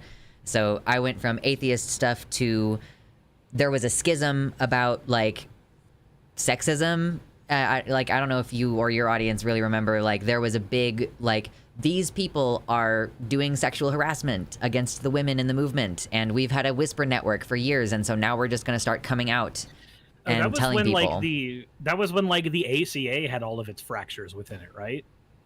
Or was that just tangentially That was actually later. Like I think okay. I feel like the biggest ACA debacle that I can recall was the one over trans issues, essence of thought, and rationality rules a few years back. Yeah, the trans women in sports conversation. So that was when I tried to get back into atheism after feeling like the hardcore purism SJW people, and like the fact that if you make one tiny little mistake, if you ask the wrong question about cultural appropriation, you could end up like completely kicked out of the community. And I've noticed that's actually died down quite a bit. Maybe it's just because we've got, I hate to say this in a way that might get me canceled, but quite frankly, we have bigger issues now. I think that might just be the thing that has shifted that a little bit. I kind of feel like the rise of the dirtbag leftist is emerging, like communities where maybe we don't want to be totally edgy dirtbags, but it is kind of creating some amount of gray area middle ground between being super like hardcore purist, you know, you can't ask the wrong questions, like we're gonna call you racist over everything and not bother explaining why, versus like people who are edgy, who are saying the R slur, like, you know, that created like a place where I can exist in the middle ground. Yeah, and I think I think that's, I don't know if that's necessarily where I sit. Mm-hmm. I think I probably sit somewhere where you are in the middle ground there, because I don't use a lot of the more edgy, sometimes ableist language in my content, but I will say things that are very, very bombastic, that people are just like, let's be like, yeah, I support abortion. Why? Because I have a baby cannon that needs ammunition. What the fuck do you want from me? Exactly. Dead baby and then jokes. just like that's, it's stuff like that where like I live in Marjorie Taylor Greene's district in Georgia. So like I know that saying that out loud here is, well, that's a quick way to get beaten up. Yeah. But luckily I've got a straight flush of privileges being a cishet white guy that, it insulates me from at least some of that a little bit, because I can just walk around and be like, yeah, no, I'm a Southern Christian conservative like all of you guys. Trust me. Yeah, trust me. I don't have that privilege, unfortunately. People are like, I try to talk about mainstream politics and people are like, what is with this thing's voice? And I'm like, yeah, I get it. I get it, all right? I'm not voice training. I'm not doing it. Yeah, no, it's certainly... What's funny is that like I started taking singing practice, and I found out that like most of the fundamentals for learning how to sing properly are the exact same ones you use for voice training. Yeah, that's I like to do chimera. Like I'll just change. I'll put my voice in a place where I'm like, this is very much a trans girl's voice, and then I'll pull it all the way back and be like, and this is how I talk when I'm singing country music, like like Tim Faust. This is the early morning voice, is what we like to call it. The pre-coffee voice. Yeah, exactly. Yes, you got all the vocal fry in it for sure. Yeah, we're just like, how's it going, everyone? Yeah. It's all sub vocalization. Yeah, that's my I have a cold and I don't have energy to pretend I don't voice. Yeah, absolutely, for sure. So what I wanted to get into is I've had a few people in my comment section, because since I do the VTuber thing, it does get very easy for people to slide into my channel who consider themselves apolitical. And then when I'll say like, hey, by the way, trans rights are in danger, most of my established audience are just like, yeah, we know. Mm-hmm. But then those people who are new to my audience, or who are new to this space, are like, what are you talking about? And they just will have no idea. Yeah. So what I wanted to do is I wanted to go ahead and get a baseline video out there that we would be able to use as a signpost, so that because I did a similar thing when I talked about human rights, when I went over like, hey, this is what the UN calls a human right. This is why the United States needs healthcare. It's literally in there twice, but if you can't read, I guess you can't see it there. Yeah. That's what you get when you play Yu-Gi-Oh. Yeah. Oh no. What, Yu-Gi-Oh players can't read? That's not their fault. They got the numbers. They can do the math. That's all they need. Yeah, they're just like, it's probably lethal, swing. Yeah, they can add and subtract. But I did want to go over, what when we say the words trans rights, what rights are we specifically talking about? And probably more importantly right now, in what ways have those rights been threatened? Because it's one thing when I can say like, hey, by the numbers, we have more anti-trans bills in the United States than we have days in this current year that have released in this current year. Yeah. Whether or not they've passed. Like, it's one thing to be able to say that as a hipfire thing, but, what do they usually entail? So I guess we'll start with, in your estimation, what are trans rights? What are the rights that are very specific to trans people that maybe most cis people aren't aware of, that are required to just exist? Yeah. I think that people often have this idea, and this goes back to the gay marriage thing, if you're old enough to remember that conversation. I got some Zoomers in my chat who might not know what it was like, that people used to say stuff like, you have the right to get married just like everybody else. And so, if, for trans healthcare, for example, it's like, well, cis people have the right to cross-sex hormones? Why do trans people need the right to that? Like, everybody has the right to certain kinds of healthcare. Why do you get special whatever? So, like, I do think that there's this idea that people have in their heads that the way that things are is just fine, and why do you need something different? But I think yeah, go ahead. It's very family sitcom-y. The goal of every episode is to get back to the status quo at the end of the episode. Please, yes. Let's go back to brunch. Yeah, nothing changes. Yeah, exactly. Go back to brunch. there's an allegory that I've heard for this a billion times, and I guess I want to run it by you, see how it fits. But it's comparing it to classes of people, going like, hey, it is equally illegal for a very wealthy person and a very poor person to sleep under a bridge. However, the reality is there's only one of those people that illegality actually affects. Right. Yeah. Like I read someone saying that they were dating an affluent man who parked in a no parking zone. And when the date said like, hey, you can't park here, he said, yeah, of course I can. It just costs $150. Like, so something that is punishable with a fine is only realistically illegal and harmful to people with lower income. That's called a regressive punishment, or like a regressive financial protocol. So for trans people, like, what are some rights that trans people have, or that we need, or that are being threatened? You know, for my entire lifetime, we have had the right to use whatever public bathroom we want. People don't realize that there is no actual law. When you if you see the signs on the doors, there is nothing. Until 2016, there was not a single law in this entire country that actually said that there was any legal distinction between these two spaces, these two sexed spaces, kind of distinct from how there were, I believe that there were actual laws surrounding like colored water fountains and restrooms versus, for white people. So, you know, it's a separate but equal type situation that they want to create. And so we're losing the right to use the bathroom. If there was going to be a problem, as so many gender critical activists say, as so many TERFs say, the idea that a man is just going to dress like a woman so that he can enter the female bathroom and violate her. Like, that's not going to happen. If that was going to happen, it would have been happening for the first 20 some odd years of my life. I think it's also very telling that, so the very conservative crowds, or sometimes the centristy crowds that are just really, really concerned, they tend to have views on things like guns that align with, hey, by the way, you can't get rid of guns in America because if you make them illegal, then only the bad people will have the guns. Right. Okay, cool. This exact same logic applies to the bathrooms. If the people you are trying to prevent from going into the bathroom and harming people are people who would commit sexual assault is already illegal. Yes. They're not going to give a crap that there is one more layer of bureaucratic tape that they can't see, feel, nor have to acknowledge.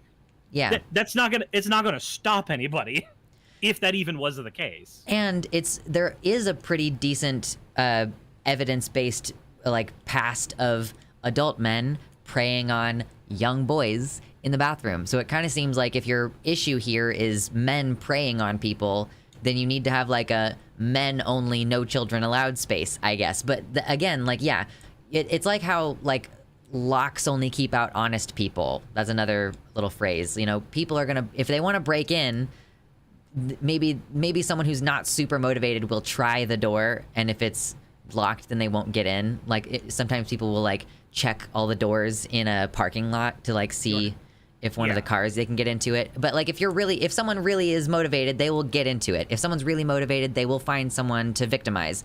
Stranger danger is not that common. We don't really do this when it comes to like sexual assault. It's mostly people you know, so the stranger danger thing, not really applicable either. And so here's the thing that I want your audience to take from this. You know, when we're talking about bathroom access, why is this important? Why is this a right that is up for discussion? Like, why do we care what bathroom we're made to use? Okay, so it's dangerous for me as an androgynous person. Like, let's take a quick guess. What do you think I was assigned at birth? Random people out there who don't know anything about me. I use it, its pronouns. A lot of people can't tell. A lot of people can tell, and that's fine. So I am gender ambiguous, which means that a law actually has passed in Kansas, where I live, that's going into effect on July 1st, unless the ACLU challenges it, that will make it to where I'm required to use the bathroom that I was assigned, like of the associated assigned sex at birth that I was given.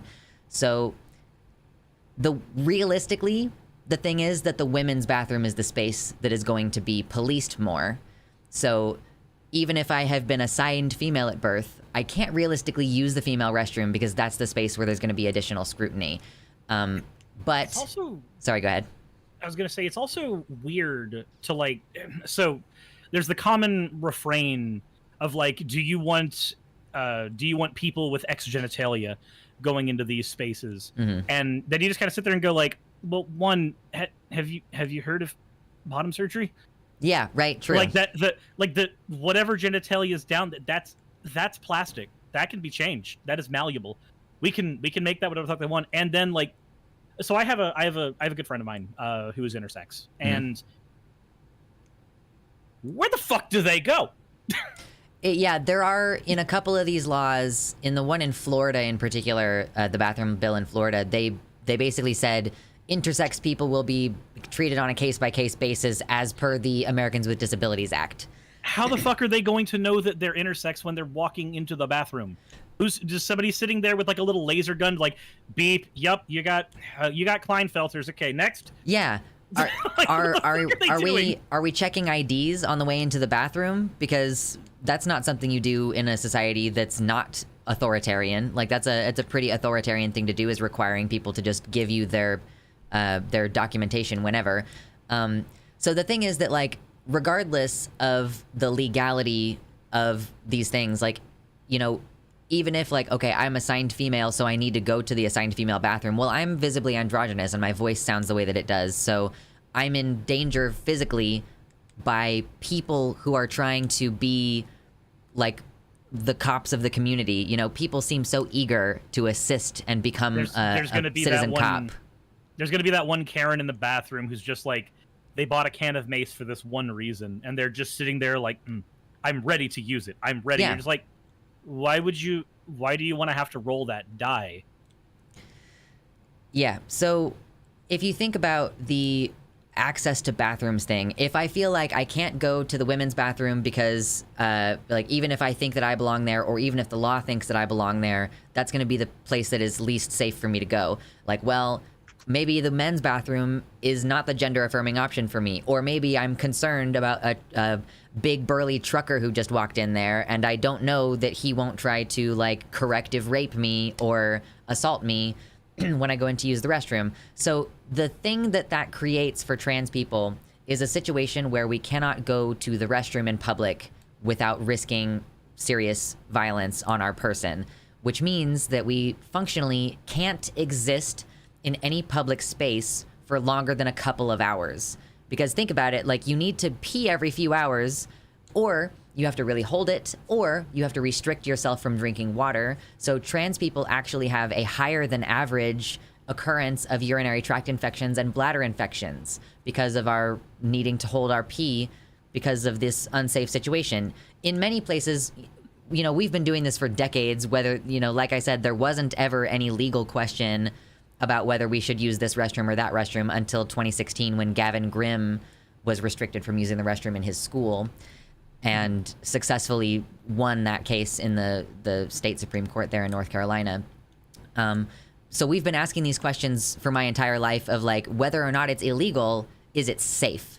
So ask yourself, like, yeah, if you have the legal right to use the restroom, but you don't have like a social ability to do it, do you actually have the right to do it? Like, what rights do you meaningfully have if the citizenry is acting as an extrajudicial, like extra legal force on your life and on your body? So I just want people to be aware that, yeah, we do need to have discussions about the laws changing. It is bad that the laws are becoming more restrictive, and, you know, it's not only the interpersonal danger in the bathrooms, but now you're also having to deal with the idea that you might be branded a sex criminal on children. And then in Florida, they also are trying to make it so that you don't need a unanimous jury vote to be convicted of a death penalty, like having the death penalty applied to you in cases of rape and pedophilia. So it's a hop, skip, and a jump. It's not a slippery slope if that's the clear targeted path that they're on. They want not to mention, if all the legislation has already been introduced, yes, which it all has. They're trying.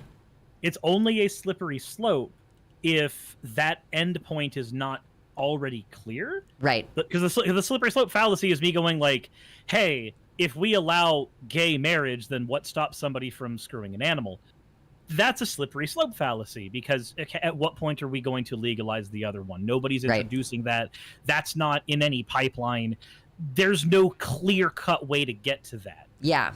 But all of the I believe I did a video on the death penalty one in Florida. Mm-hmm. That stuff is already happening. We're already there. Yeah, this is not hypothetical. This is not a thought exercise. This is like, here's the connection they're drawing. They keep saying trans people are trying to groom children. Trans people, you know, we want to turn kids into our sexual toys, or whatever the hell crazy shit that they say. And then they say, oh, well, if you go into the bathroom and a child is there at the same time, that's a sex crime on a child. And then also we're going to try to make it so that if you commit a sex crime on a child, that is punishable by death. And, you know, in Arkansas, one of the Democratic senators in Arkansas put it so well, you know, they're trying to make using the bathroom at the same time as someone else is physically in the same area as you, like the equivalent to doing things like physically penetrating a child. You know, those are considered particularly heinous crimes. And now we're putting even a case where, like, you are already in the bathroom, you're sitting there, you're taking a dump, it's taking you a while, and a 6-year-old comes into the bathroom to wash their hands and then leaves. That is a sex crime on a child, according to the way that some of these laws have been written. So yeah, there's a very clear, they want us to all die kind of direction that this is heading in. There are less serious kind of questions to ask about trans rights as well. You know, like trans rights to healthcare. That's an entire topic that Tennessee just made it a whole lot harder to get HRT for everyone. And I believe I was talking with Brianna Wu about this a few days ago, about how as we've been culturally stuck in the trans sports debate for the past 4 fucking years, the legislation that has been passing has been restricting HRT. Yeah. So, and it's one of those weird things where, like, do we need to talk about trans sports? Absolutely. Is that a thing that is important? Absolutely. However, while this has been the thing that people have been focusing on online a lot, we've hit this wall of, oh, by the way, conservatives keep slipping in, not full-on, flat-out bans of HRT, but the plan for the last few years, as per things that Chris Rufo has been trying to push through, in his little influence network, if you've looked up all of his crap, has been the erosion of easy access to things like HRT. This is one of the reasons why, like, DIY HRT conversations have become infinitely more common lately, because, well, welcome to America. We've been self-medicating for a lot of stuff because none of us can afford healthcare in the first place. Yeah. Why not here? Yeah, and I want to clarify for people that DIY hormones, it doesn't mean you're cooking it up in the bathroom toilet. Like, it doesn't mean we have to cook. Yeah, we're doing it. It's not Breaking Bad. No, it just means, like, you purchase your medication online through, like, a pharmacy in another country. Like, I recently bought some nitric oxide nasal spray from Israel, because they have, like, a nasal spray that I wanted, and it's not approved here. So that's what DIY means. It means learning what your dosage ought to be based on general endocrinology knowledge, and hopefully you can find a local Quest Diagnostics center which will test your estrogen and your testosterone and whatever else you need to be keeping an eye on. It means that you're paying out of pocket for all this stuff. It means that you are not doing it under the guidance of a doctor. But hey, a lot of these doctors don't know how the hell to treat us anyway. Plenty of us go in with more knowledge than our doctors and have to educate them and try to convince them to give us the appropriate amount of care. I've had a friend who had an issue where they were on T, and the doctor was basically giving them microdosage. So for a good, I think it was like a good 6 or 7 months, their body experienced practically no change. Yeah. Like, there was no increase in facial hair. There was no change in any way, shape, or form. There was nothing. And it was entirely because the doctor was giving the lowest medical amount that they could, as opposed to giving the amount that would get them to what we consider normal levels for a cis male. Yeah. And it's only recently that they've actually been having the correct amount of T, and so they've started growing less patchy facial hair. They've started taking on more masculine traits as they've been trying to do the whole damn time. Mm-hmm.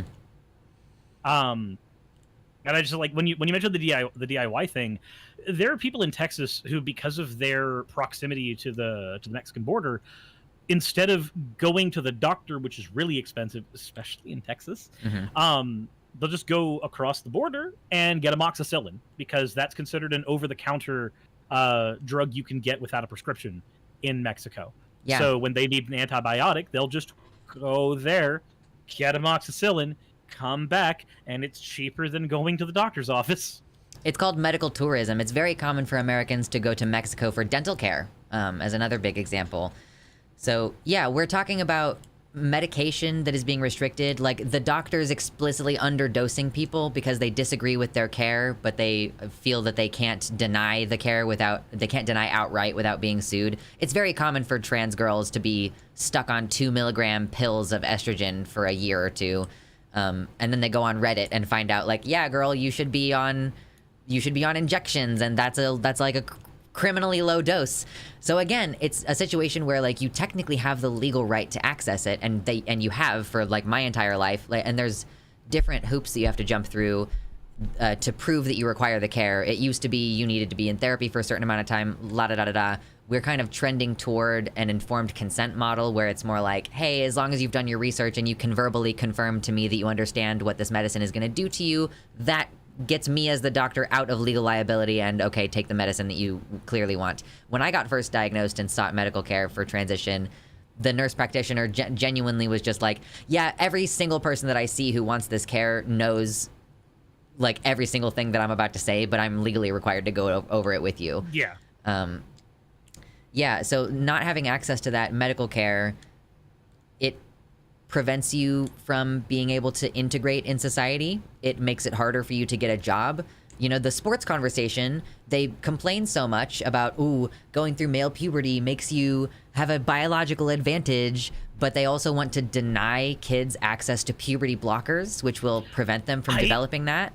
So a funny story. I was at the gym. And at the Planet Fitness that's here, they have a TV that plays every news station, and then a couple TVs that play, like, reruns of Friends, and then the Lifetime network. So I happened to be on the treadmill in front of the Fox News TV, and the Fox News TV, they were airing for the entire time I was at the gym a segment on trans people in sports, and then on the I can't remember what it's called, but on the bottom where they would flip up, like, little bits of information. Yeah.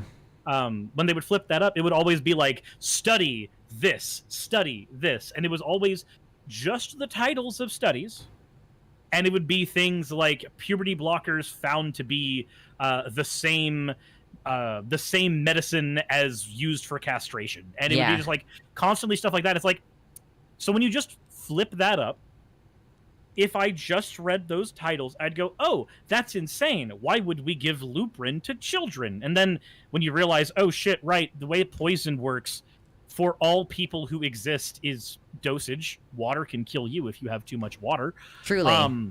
As soon as you take that into account, you're like, oh, hold on a minute. Hold on. Can I read the study? No, they're just going to bitch about trans people in sports. There's like, it was a very weird thing that there was that juxtaposition of bitching about trans people in sports on the upper, and then on the lower, a study saying, oh, but we can't have the puberty blockers that solve the problem. Funny thing, do you remember Chris Shelton? I do not by name at least. So ex-Scientologist, used to do a lot of work with a lot of people in the atheist skeptic community, and then BLM happened, and then he got we'll just go ahead and say mouthy. There's a more ironic term I could use here. I could just say you got uppity. True. But so fun thing, he's blocked me twice. The first time he blocked me was over conversations about defund the police.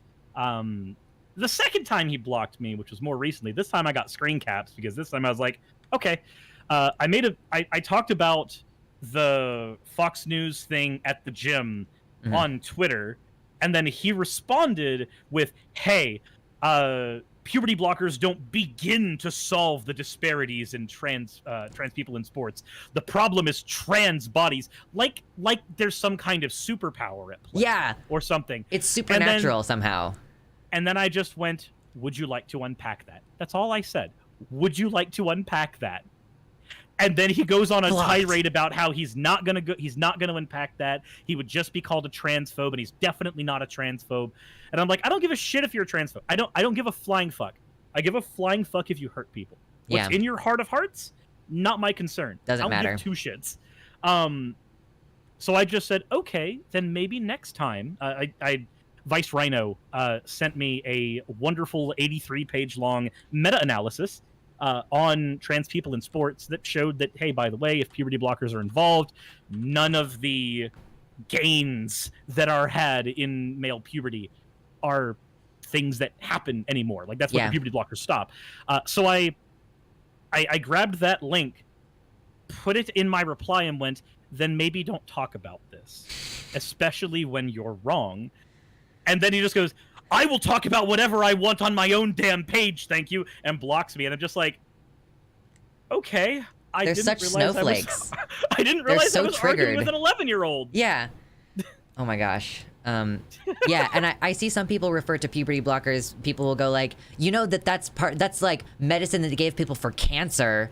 Like, yeah, when you have, if you have ovarian early cancer, onset breast cancer. Yeah, you take hormone blockers because that's the whole thing. So yeah, that's what it was designed for. One thing that people may not realize with puberty blockers and stuff is, like, you know, again, like, here's the thing: do you have a right to a job? That's a whole conversation. Like, do you have the right to a job in this country? That's what the protections are when they're saying you're not allowed to fire someone for being gay or trans or black or Jewish. Like, you're not allowed to discriminate against people in the workplace on these things, because we're kind of trying to protect sort of the right to earn a living. You know, everybody needs to earn money or they'll kind of just die. So if you as a trans person don't pass, for example, you know, you might have a difficult time getting a job working at the front desk at a place because maybe the company doesn't want someone who's visibly trans. Like, if you are pre-everything, like, especially if you're a trans feminine person, that's where the scare tactics all come in. If you're tall and you know, you've got 5 o'clock shadow and you're trying to put on makeup and you don't really know how to do it yet, and you're wearing an ill-fitting dress because you're not on hormones yet, like, you know, you go through male puberty and you look like that because you didn't have access to the medical care, and now you can't get a job. Well, what are you going to do? Survival sex work. And then you're going to get arrested for survival sex work, and then you're going to be a convicted sex criminal, and then people will use that to say trans people are sex pests. And here we have, like, a vicious cycle that starts, and you know? And then there's another aspect of that vicious cycle that gets really, really bad. And that is the fact that you mentioned the sex work thing, how very often you end up there. In the United States, I believe we're still at 37 states. I could be wrong on the exact number, where trans panic is a defense that you can use in court if you were to harm somebody who does not have the genitalia you were expecting. Yeah. Or, let's be honest, the courts just have to believe that that's what happened. There are people who can find somebody who is trans and they can go, oh, I'm going to be this beacon of justice for the Lord our God, and then end up causing a problem that way. Yeah. And then going to court and go, I went on a date with what I thought was a cute girl, and then it turns out it was a guy, is what their defense is going to be. And again, in 37 states, it's literally called the trans panic defense. I think it was originally the gay panic defense, I believe. There are two separate things, yeah.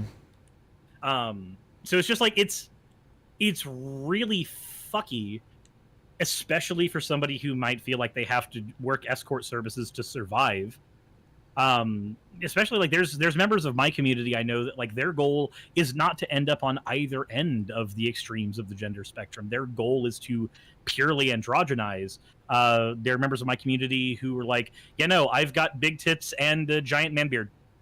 Like, that's just like, that is their goal, their ideal body, the thing that prevents them from feeling dysphoria, or, opposite end makes them feel euphoria. What does that person do when society can only look at them as an enemy? Yeah, like, where do you go when public spaces are no longer accessible to you because you'll get harassed. What are you supposed to do if you can't get and keep a job? Then you don't have access to healthcare. You know, you can't pay for things. Oh, yeah, here's another thing. Like, you know, if you're not convinced that trans people deserve the right to just like live in society, you know, there is an economic argument that we can make that if trans people can't get jobs, then they're more likely to be on food stamps or more likely to be on welfare, more likely to be seeking Section 8 housing vouchers. Congratulations, your tax dollars pay for the trans people you hate. Yeah, congrats. If you want to be the spiteful motherfucker, then let them have jobs. Yeah. And like, it costs us, you know, tens of thousands of dollars sometimes to get corrective surgeries for things that happened to us during our quote unquote natural puberty. And that's money that doesn't get spent on small businesses. It's money that we don't get to spend on buying a house, on stimulating our local economies. That's money that's getting funneled into the pharmaceutical industry. So if you're upset about the pharmaceutical industry and you think, oh, they're creating lifelong patients, like, well, it's significantly worse if you don't let us have puberty blockers. And personally, if you're of the opinion, here's my opinion, if you are of the opinion that, you know, every person, like, basically, if you think that trans kids shouldn't get puberty blockers because of, like, you're worried about the permanent effects, you think that they shouldn't go on cross-sex hormones because you're worried about the permanent effects, oh, they're too young to make this decision, then the logical end conclusion of that is that every single human being should be on hormone blockers until whatever age you've decided is the age of majority for that decision. But of course, they don't think that that's the thing that you should do. They want to force everybody to go through their natural puberty, quote unquote, because they think that that is going to naturalize and convert people out. Like, if regret is the thing that you are worried about, then you should want puberty blockers to be available because of how much regret and money goes into correcting things that happen to trans people during the puberty that we did not want. But well, and the argument that, like, the argument that these things are natural, a lot of people seem to just, they make the connection that that means good. Yes, that natural equals good. Arsenic is natural. Yes. and it's not a good thing. And then when you say that, they go, well, that's different. No, it's not. It's not. If we can agree that arsenic is natural and it's not good, then we can agree that things that are natural do not necessarily mean they are good. Not to mention, if you go on your first puberty under HRT, that particular puberty is as natural as anything else. That's derived with hormones that we have, whether they've been synthesized or not. Your body is the one doing the work. Yeah, truly. So cooking meat is not natural, but we do it. True. Depression is natural, but we treat it, you know? Yeah, and, you know, bigots are natural, and we, Twitch TOS. TOS. I'm kidding. I'm kidding there. But, so, we know that there's a risk, or we've already seen places make trans people lose the rights to go into the bathrooms that they want to, which limits the amount of time that they can be out in public spaces. And while obviously an answer to that would be to restructure the way all bathrooms are so that they all have individual stalls and nobody sees anybody, nobody's going to do that. That takes a lot more money than writing a single bill. Yeah. Like, infrastructure takes a lot more money than just writing a bill that lets you be an asshole. So people are going to just write the bill that lets them be an asshole. So there's that. There is the right to HRT, which has been getting more and more restricted as things go. What other rights are there? Oh, actually, no. Also, puberty blockers. Rights to puberty blockers are being restricted, which is not the same thing as HRT, despite some idiots in my comment section saying that, oh, we're putting kids on HRT at the age of 8. Like, no. Yeah. No. For children, you're just cutting their hair the way that they want it cut. You're just changing the way that they dress, you know, unless the kid is having precocious puberty, in which case, you know, it is still acceptable. Every single one of these bills has an exception for you are allowed to mutilate the genitals and sterilize intersex children. And you are allowed to circumcise your little boys still. And it is still acceptable to use puberty blockers for the treatment of precocious puberty, which is why these laws are going to get shot down under the 14th Amendment, hopefully the Equal Protection Clause, because it's not okay for you to give this medicine to certain people for certain conditions, but to deny it for certain other conditions that have to do with issues of identity. So we can keep our fingers crossed on that. Those are a lot of the really obvious things. And there's other stuff like the right to change your documentation, like the law in Kansas that is supposed to be an anti-bathroom bill. Shockingly, it is written in such a broad way that it does include a paragraph toward the end about, like, for purposes of collecting information for public health data, you must be recorded under your assigned sex at birth, which basically, the legal interpretation of that could be stretched so far as to deny us the opportunity to change our gender markers on our driver's licenses, and potentially to prevent us changing our names. Kind of depends on who you ask. But, like, the fact that cis people have the ability to change their names, when they get married or if they just feel like it, and they are not put at risk in the same way for, if some places have a requirement that you need to post your name in the newspaper, post your name change in the newspaper, very publicly dead naming yourself. And when if cis people have to go through that same process, which they don't always, that is also an increased burden on trans people that cis people don't experience. But there are places that do try to make it illegal for us to have documentation that is consistent with our gender. There are places in this country that require you to sterilize yourself. You must have a sterilizing procedure specifically in order to change your identity documentation, which is hella genocidal. So a couple things that are funny about that. One, Finland used to have the same law, and very recently, like within the last year, finally changed that law on forced sterilization. One of my VTuber model artists, actually, Suzu, lives in Finland and had been keeping track of that law for a while because of how this stuff affects people in their family. On top of that, it's really awkward to hear on one end being trans sterilizes you, quote, quote, and then on the other end, you must go through a separate sterilization process in order to do X and Y legal thing. Well, hold on a minute. Hold on. I thought that the puberty blockers or the HRT or the surgery or the go on and on and on, I thought these things were supposed to sterilize you. Turns out all it does is it makes you less fertile. Which you know what else makes you less fertile? I'm a guy. You know what can make me less fertile? Tidy whities. Microplastics. Fucking tidy white. Well, no, it's so because the temperature for the testicles. I understand. Yeah, I was waiting to make the microplastics joke. Oh, okay. Well, I also grew up in Florida, so I've got microplastics are a part of my diet for sure. Because all the fish. For the people in my audience, look up what tidy whities do to fertility. It's actually kind of funny. Yeah, it's just because the body temperature. Funny. Yeah, there's a reason they can descend and raise back up. They're regulating their own temperature. Yep. It's just one of those things that, like, when you find it out, you're like, that's weird. That's strange. But yeah, it was like, okay, cool. Then should we illegalize wearing tidy whities? They have an effect on fertility. Obviously, it's a scourge that needs to be purged from the United States. Otherwise, all the white people are going to get great replaced or something. Yeah.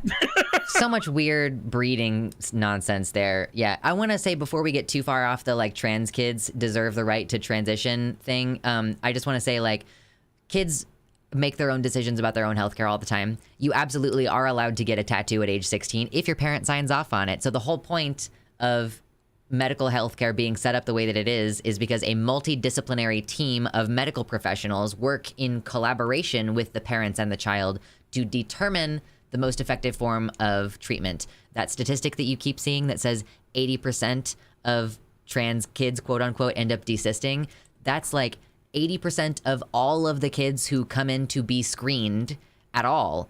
80% of them don't end up going on any form of treatment because the process is working as intended. And that 20% that does end up starting puberty blockers, and almost 100% of those go on to take cross-sex hormones, that doesn't mean that puberty blockers are a slippery slope to hormone blockers or to hormone treatment. It means that the system of discriminating between actually gender dysphoric or actually gender incongruent children versus cisgender, gender nonconforming children, that process is working as intended. Children have a say in like whether they become ballerinas, which permanently screws up your ankles. Children are fully capable of understanding the consequences of their actions. And, you know, if you are so concerned about children's fertility, like, first of all, I have to ask what the hell is wrong with you? And second of all, you know, why don't you just make it part of the treatment course that they get to have? They get like a state-sponsored having their eggs and sperm frozen for the next 10 years. Like, if that's your concern. That's one of the things. So when I did a conversation recently with Nominal Naomi. She's great. I love her. When the Matt Walsh harassment campaign happened, it began as me going like, "Hey, are you okay? Do you need anything?" Mm-hmm. And then it moved into, actually, maybe we should talk about this on stream, because actually the thing that's needed is information getting out there. That's Sure. the important part here. Yeah. But it ironically, when I tuned into her stream the day of, before we went live, she was having the conversation about, if people are so concerned about fertility, freeze your sperm, freeze your eggs. If that is the thing you are so concerned about, if that is your focus, Yeah. there is a medical intervention Pay for we it. can do, which cis people have all the time. We can do it. If you are so concerned about having a biological child, okay, cool. They can have back problems like you, and we can do that. Yeah, absolutely. So, yeah, the right to documentation is kind of the next thing that I was leading into, since the bathroom bill kind of connects with that in my mind. You know, again, the extra legal discrimination, like outside of the legal process, if you completely pass, if you're a trans woman and you're gorgeous, you know, you're Natalie Wynn, you're Abigail Thorne, you are like a drop dead gorgeous, completely passing, that Kelly Cadigan lately, who we've been seeing on Twitter so much lately, like, let's say you fully pass. She's had a weird arc. Listen, yeah, I'm gonna reach out to her on TikTok and see if she'll talk to me. But you could be completely passing, and then if you have to give someone your ID for you're getting a job or you're applying for housing, and then you get outed by your documentation because, let's say, you can't afford the surgery to have yourself sterilized, and you can't change your birth certificate in the state that you were born because the state that you were born has that particular law. Any number of reasons. Maybe if you're in Kansas and if it's true that it's going to be interpreted this way in the actual practicalities, if you literally can't legally change your documentation at all, being outed, even if you do successfully pass, is a threat to your livelihood as well. That with the job thing and the housing, like, what are you going to do if you're homeless? Survival sex work, I guess. Again, you're right back to that. We've already discussed this. I hate Samantha Lux for being so pretty. Samantha Lux is ridiculously gorgeous. It's insane. Man, HRT is magic. It's kind of funny. My girlfriend, who got introduced to her recently, Saki. I did not know that Saki was trans for the first year and a half we knew each other. Oh wow, nice. It just was never a thing that I knew, despite the fact that she actually has it listed in her Discord profile. Like when you click it, it says that. Mm-hmm. But it was never a thing that I knew, because it was not a thing that I looked for. And then that happened, and I went, oh, neat. Like Bon Bon, one of my artists, just goes, girlfriend Bon Bon, we have things to talk about. Yeah. She'll be here in 4 days, Bon Bon. I can give you details later. Nice. That's very exciting. I am happy about it. It said, stop in the chat too. Same thing. And a lot of people just did not know, because between HRT and vocal training and a lot of other things, you can get to a point where nobody can tell. We can always tell crowd, I'm sorry, they're made of fucking bullshit. Mm-hmm. Yeah. The right to an education is one that someone brought up in my chat earlier. You have the right to an education in this country. What do you do if you are not allowed to use the bathroom at school? Or what do you do if there is bullying happening at school and the administrators quietly agree that you shouldn't be allowed to be trans and that bullying you is the correct way to make you desist? And so they let the bullying happen. I mean, they don't even have to be ideologically motivated, because bullying is allowed to run rampant in this country every day anyway. Yeah, but they just go like, oh, well, that's a natural part of growing up. I dealt with it, and like that doesn't. It's that not doesn't okay. make it okay. Yeah. So, you know, do you have the right to an education if you're trans and you get boxed out of having an education? I had a conversation with Heem sometime late last year, I believe, about there was a trans teenager. I can't remember her name at this point, but it was all over Twitter for a second that this trans teenager was like swatted or something along the lines, like while she was actively Twitch streaming, or the cops came to her house because she wasn't in school, but she was refusing to go to school because they weren't providing her with provisions to use the bathroom. And this was in South Carolina or something along those lines. Just, you know, the deep South, as you do. And like, the question is, like, is the district required to come up with some solution for her? Are they required to make the bathrooms accessible, or should they be required to provide her with a quality alternative for education at home? If the state is making this law, but the individual school still is trying to serve the purpose of educating the students, you know, like, has her success in life not been stymied? You know, if she needs to quit school and go get a GED, that's like a permanent reduction in overall lifetime wages if you have a GED instead of a high school diploma. So it's just like, you know, you think, yeah, of course everyone has the legal right to an education. Of course. In fact, if you don't go to school, they'll call the truancy police on you. But again, how can you be in a space where there is harassment or where you're not allowed to use the restroom? Like, realistically, the trans existence in this country is getting smaller and smaller. Oh, we have a First Amendment right to assembly, but I won't go to a gay club because I don't want to die. Like, am I really free? If I'm unwilling to put a rainbow sticker on my car, I would love to, but I won't because I don't want to get hate crimed. So am I really free? I'm not free to express myself. This is one of the things that, like, this is one of the reasons why I point out when I've got like the straight royal flush of privileges and also living in the American South. Mm-hmm. It's one of the reasons why, like, there's a lot of perspective on this that I know from friends and family and stuff like that. And then there's other stuff where I'm just like, I need to reach out to someone else, because these are not experiences that I have. These are not experiences that I deal with. The most I have to deal with is being an atheist in the Georgia South. But here's the thing, that is it's very invisible for me. Like, if I'm walking around, nobody can clock me as a godless heathen. You got to wear that scarlet A on your shirt or your hat or whatever. I have to wear that. Okay, but if I have it on a red hat and the A is white, then maybe somebody will look at me and go, it's a fellow. Wait, double take. That's not a Trump hat. Oh gosh, yeah, and no one can clock you as poly. Yeah. Yeah, nobody can clock me as polyamorous either. Mm-hmm. The only time there's a very public place that I go to whenever content creators are here in Georgia, and we're like trying to find a place to go at 3 a.m. because none of us have functional sleep schedules. Mm-hmm. It's a place called Marietta Diner. It's a 24-hour chrome diner that is like really ritzy on the inside. Okay. And they have the best fried mac and cheese of all time. But about the only time maybe somebody could have clocked me as poly is years ago. I had 2 of my girlfriends, and I would bring them to Marietta Diner with me before one of them would go off to go to their boyfriend's house.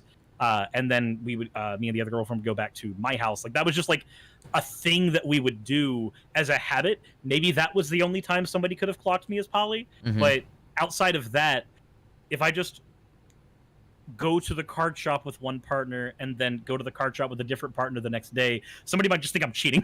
Yeah, right. No one's gonna ask too many questions. Yeah, there was a time when I had 3 partners with me, and I was just like, look, I want to go to the card shop, but I don't want to go to the card shop with one of you. I'd like to go with all of you, because if I don't go with all of you, I've got a lot of awkward questions to answer. It's so much easier if you can all just everybody sound off. Who are you and what's your role in this polycule? Mine is the cook. Yeah. Anyway. It's a good role to have. Listen. And then the next person goes, I'm the bard. They're the one that has to get the most STI screenings. Oh no. Fair enough. That's the relationship anarchist in the group. They're the one that we have exceptions for. Yeah. Oh gosh. Jesus. But I don't know. I currently only have one partner, so none of those complications are currently things I have to deal with. Jassa says, "What would a poly paladin do?" The poly paladin is the kitchen table poly person. Mm-hmm. Absolutely. They're the person that goes, "Let us sit down and discuss the rules." Yeah, they've got the spreadsheets. Now we will read on page 225 of Ethical Slut. I don't actually think that book has 225 pages in it, but I mean, it depends on how big the print is. You can make any book however long you want it to be. I listen to it in audiobook form. I have no fucking clue. Exactly. Oh my god.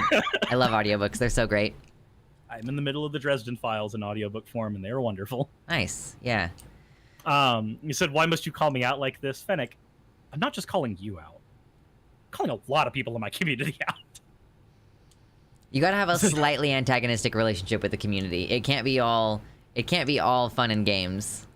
I say random stuff on stream and they make porn of me when I'm asleep, and it's weird.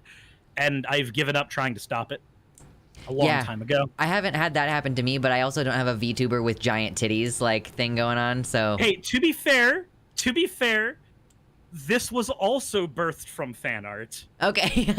When I had the old little Hobbit shaman model, people kept gender bending me, so I took the gender bent fan art and submitted that to a VTuber model maker and said, "Can you make this off of the fan art?" This is my community's fault. This is their making, not mine. Yeah, people don't get it. It's a collaborative effort between you and your community. We create horrors together.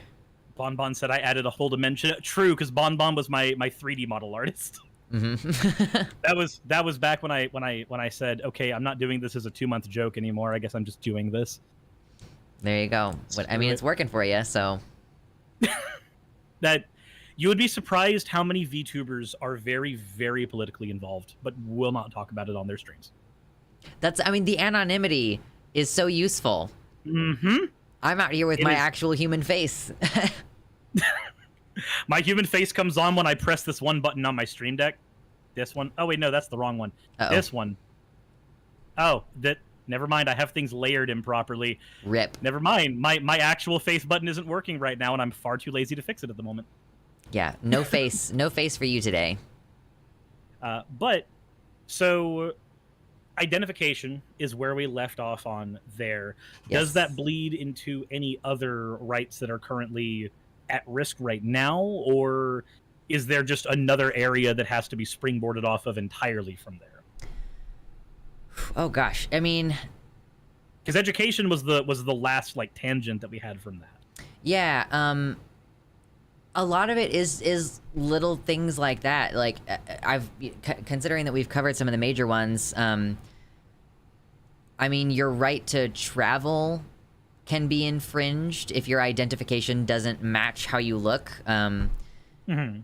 Some of these states are trying to pass laws that will make it illegal for you to seek the gender-affirming healthcare in an adjacent state. So if you live... I'm just throwing out examples because I cannot remember which of these states are introducing which horrendous laws.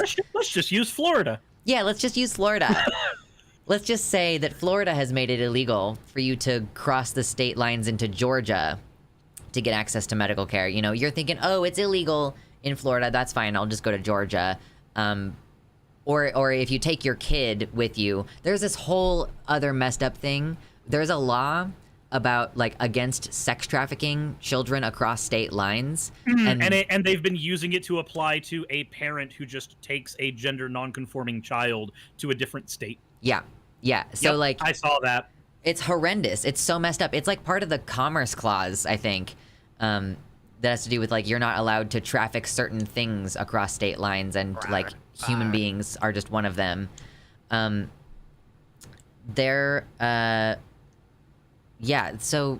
there's so many little things that basically I hope that you're getting the picture at this point, that your audience is getting the picture that there's so many things that you can't do. Even going to the grocery store can be difficult as a trans person. If the person who's checking out decides, oh, you know, you're using a debit card, I need to see your ID. And if you have one of those credit card companies that will let you put your preferred name on your credit card, but your ID still says what it originally said because you, again, can't get your ID updated. Like, how many different situations is that going to affect you? If your picture doesn't match, are you going to be allowed to purchase alcohol? Which, again, like, you know, that's not like the biggest, most important right to have access to, but it is death by 1,000 cuts, inability to be in society. If you can't change your gender marker, you know, this is a big problem for people in the UK. If you can't change your gender marker, then are you going to have to get married as the gender that you aren't? Like, is your death certificate going to misgender you posthumously? What can you imagine how many times you have to show someone your ID? And if every single time you did that, you were worried that the person was going to call the police on you or refuse to give your ID back because they claim that it's fraudulent. Like, if they just say that it's a fake ID, they can keep it. And now you're having a police interaction. And we've had stuff like that back when I did alcohol sales. Yeah. In Georgia. That was the thing we could do, is like we could look at an ID and go, oh, this feels fake. You know, it's at your discretion what to do at that point. And again, I live in the South.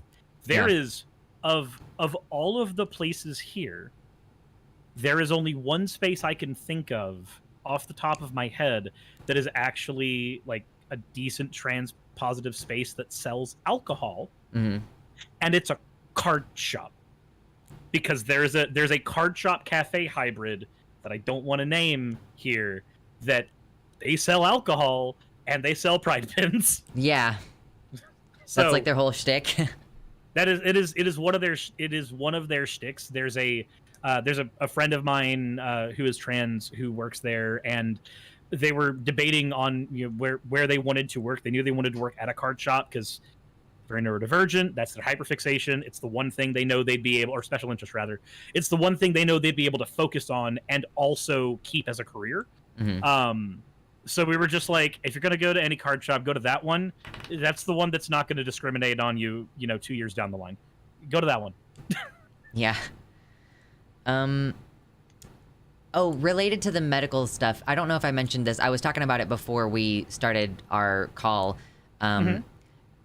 You might have the legal right to access medical care, and you might have a doctor who gave you the medical care, and your insurance can cockblock you, and so can any individual pharmacist who doesn't like you. Just kind of creating a lot of bureaucratic slowdowns. If any people in your audience are familiar with, like, Philosophy Tube did a big hour-long video about all the blocks, I remember. Yeah, in the UK, and like the inability to access care. Like, the first time she tried to get a referral to a gender identity clinic, her doctor just conveniently did not send the referral for 6 months. And this happens to plenty of people when they're just trying to fill, like, don't go to CVS if you're trans is basically one of the universally understood things across this country. CVS will try to screw you over.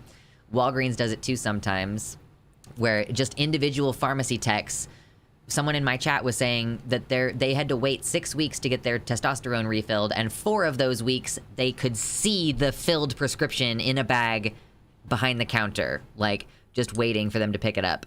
Another thing is access to crisis services like rape centers and homeless shelters. Part of the law that passed in Kansas is that, you know, you have to use the services correlating with your sex assigned at birth, and that explicitly includes prisons, rape crisis centers, domestic violence centers. And if you're at all familiar with this process, like, there aren't any rape crisis centers for men. A lot of them are women only. So if you're a transgender woman and you've experienced a rape in the same way that women do, except that actually trans women are slightly more likely to be raped in, like, lifetime statistics. For cis women, it's about 1 in 5, and for trans women, it's closer to 1/3 have like a lifetime experience of sexual assault. So, you know, where are you supposed to go? What are you supposed to do? If you show up there and you get treated like you're a man who's trying to invade that space, then you are having a very particular kind of trauma added on top of the fact that you've just been raped. Or trying to access homeless shelter. This is why I don't shop at Salvation Army, because there was one particular case where a trans woman tried to just get a bed to sleep in for the night. They would not house her with the women, and I don't know if it's that I'm sure that she did not want to be housed with the men because of the risk of assault and rape on her body, and she froze to death on the sidewalk instead. Like, she just died and is dead now because it's legally allowed to deny you that care and deny you a place to live. And when you think of that healthcare stuff, keep in mind that places like Florida are trying to pass religious exemptions to say you don't need to provide a trans person with medical care if you disagree with their lifestyle. People have died because of this.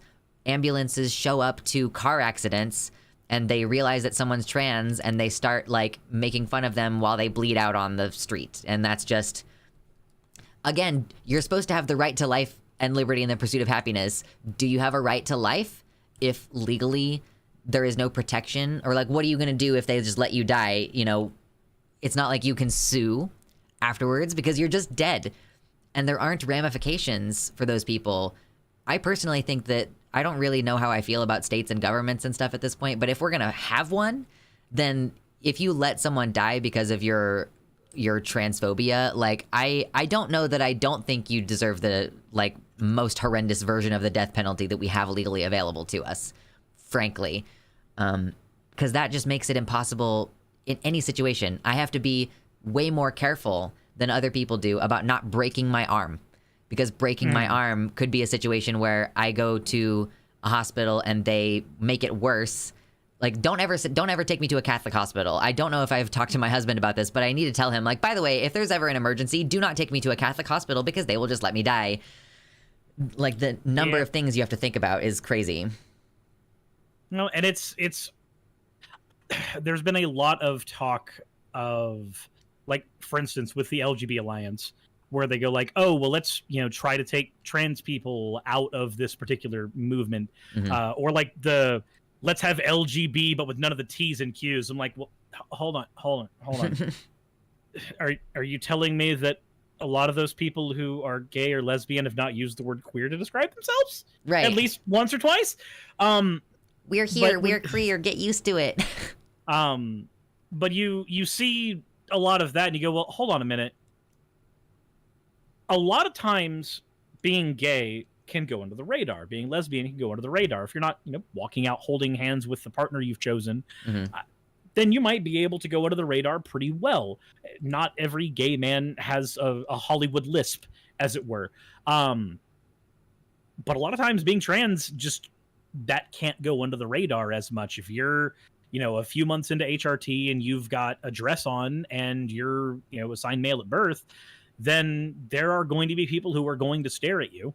And especially if you live like where I live, if you're not in Atlanta, there are going to be some uncomfortable scenarios you have to deal with. Yeah, do you have the right to travel if you can't leave the city that you live in because going 1 hour outside of your city means that you're in Hickville? And you down. You hear the banjos. Yeah. That means everything's relative. Yeah. Oh, God. I'm close enough to Alabama to make that joke. It's yeah, fine. You're allowed. But no, like you go to Atlanta, everything's fine. You go like where I live, which I'm not going to say for doxing reasons, but sure. Again, I live in Georgia's District 14. We elected Marjorie by a landslide. Oh no, that's harsh. She had 83,000 votes, and Marcus Flowers had like 14,000 votes. And Marcus Flowers could have been clocked as a Republican while running on the Democrat ticket. Of course. Our Democrats got rid of Brittany Tenenbaum because she did cosplay and burlesque. Great. That is the type of people even our Democrats are here. The misogyny is so strong. Like all of the different axes by which society can be regressive, it feels like we're experiencing a huge conservative backlash right now on all of these things where like racism is more rampant, anti-Semitism is more rampant, and like anti-female sentiment is more rampant. Like, and I'm trans, and like this is also not to say anything about disability, the normalization of like, oh, it's fine. COVID only kills disabled people, so it's no big deal. Meanwhile, I'm just like, okay, guess I'll die. Like, okay, great. Like, let's not even talk about disabled rights on top of everything else. Yeah, that's as somebody who has a friend who recently became disabled and is now having to deal with stuff like, for instance, he got his leg shattered in an accident at work. And they put the iron rod in and everything. They said, here's your prognosis. You might be able to walk. Who knows? We'll see what we can do. Yeah. He's not been able to do physical therapy because the system here in Georgia for doing physical therapy requires going to a licensed location that can do physical therapy for you. Here's the thing. The way in which his body was impacted means he cannot drive. Oh, And for him to get out of the house, he has to be physically lifted by 2 people. Right. He cannot go to a physical therapy location. That's not a thing. But we have a system in place that says that somehow he has to just not be disabled for the 10 minutes it takes. Yeah. And then it's okay for him to be disabled again so that he can get things fixed up. America, everybody. Yeah. And there is like the accessibility question as well that, the disability thing kind of leads into it. If you are not legally allowed to use the bathroom in the state of Florida, but your career involves going to a conference every year in Florida, well, you can't go to that conference anymore. You are professionally stunted because it is not accessible. Now, the reason why I thought of that is because there is also the conversation to be had of if no place is enforcing masks, then if you are high risk or if you are normal risk, which is everybody has the risk of suddenly not being able to get out of bed anymore because of a nasty COVID infection or even an asymptomatic COVID infection, your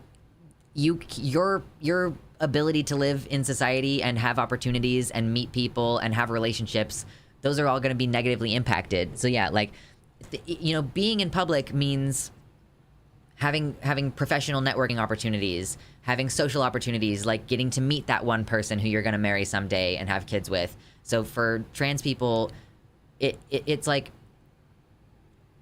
think of how far-reaching that means if you can't exist in public because someone might break your legs or someone might like key your car or someone might assault you in the restroom. How many opportunities are you going to be prevented from doing? Like, if you have a disability that gives you a GI problem and you need to use the restroom frequently, well then, you can't guarantee that you can make a 20-minute trip to the grocery store without needing to use the restroom. Never get diagnosed with Crohn's. Yeah, true. Yeah. That's all you have to do. That's my advice for you. Never get Crohn's. Yeah. Or like, let's say you wanted to become let's say your biggest dream is becoming a content creator. Yeah. And you want to be a public-facing figure. All it takes is one person getting your information, which, by the way, is a lot easier than you might think. Yeah. All it takes is one person getting your information, and suddenly, you being a well-known trans person is a life risk. Your career is now a risk to your own life. Like, not even to say, like, trans people who have gone into the military, because that is the one avenue that they have for getting medical care. During the Trump administration, that was taken away from them. Yeah, the U.S. military is like the #1 employer of trans people, like, in the country. There's just like a pretty significant number of transgender people whose job happens to be in the military because they had like sort of guaranteed employment, like the ability to transition and maintain their employment because they couldn't be dishonorably discharged effectively. And you have to find an excuse for an honorable discharge.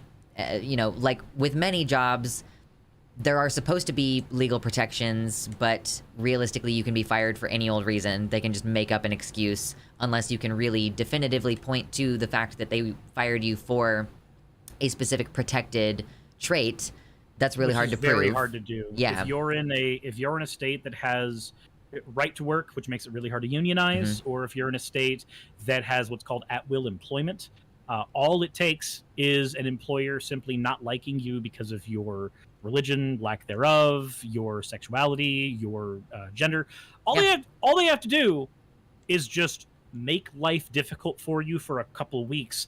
They can create the paper trail they need to get rid of you.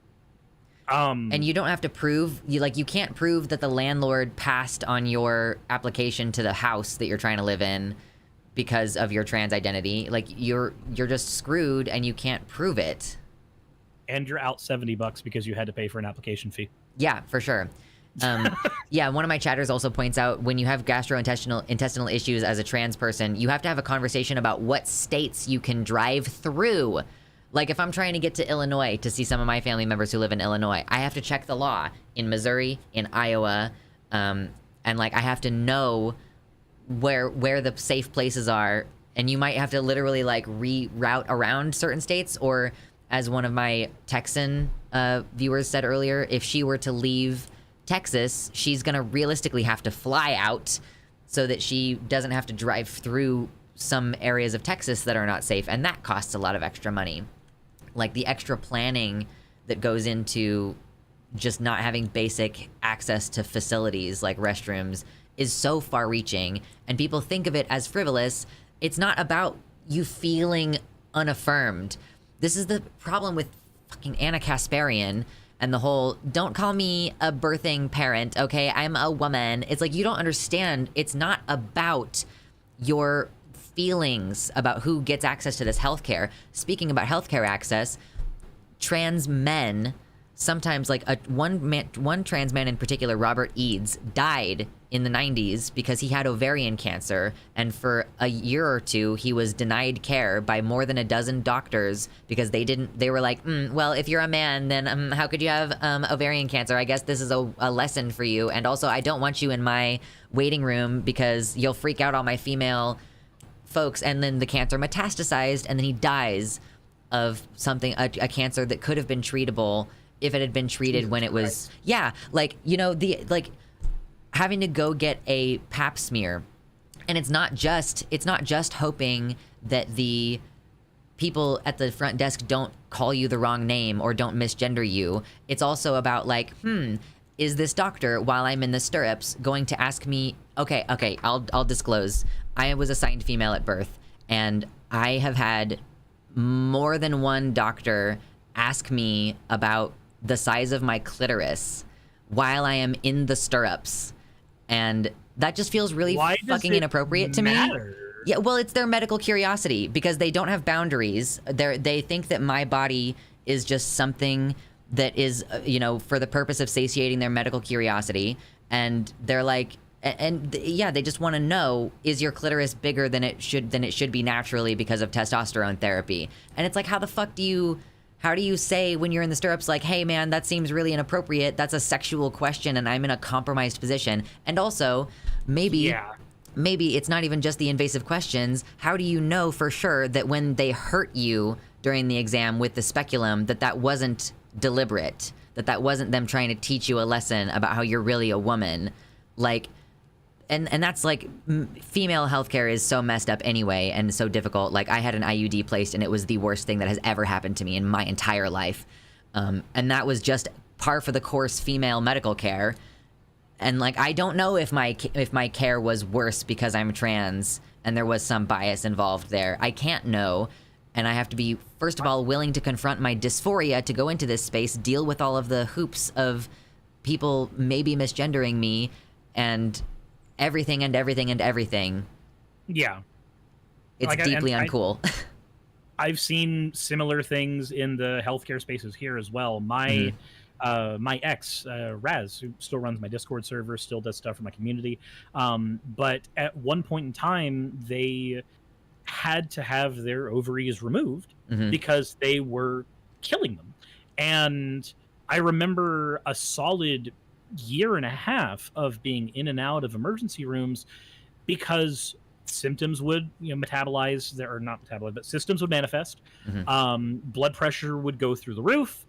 The body would try to go into shutdown, and the doctors would just get them stable and then get them home. Yeah. And then it is about the fifth time we were in the room again, we finally made the decision, okay, while we are together, I am just going to pay for your health care, because obviously if we don't have that, none of the doctors here are going to take this problem seriously. Eventually the ovaries were able to be removed. We got that taken care of. That's good. But it was as the same thing of just like they would constantly say like, oh, it's because you're overweight, or oh, you just need to exercise more, and you're just sitting there going like, I know people who weigh 100 pounds with the exact same body weight more than this person and do not experience these symptoms.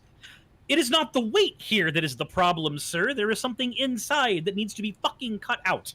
Yeah, the fat phobia is insane. It's truly crazy. And like we get, that one I get angry about because it pissed me off because I was literally dealing with a partner that I thought was going to die because of this issue.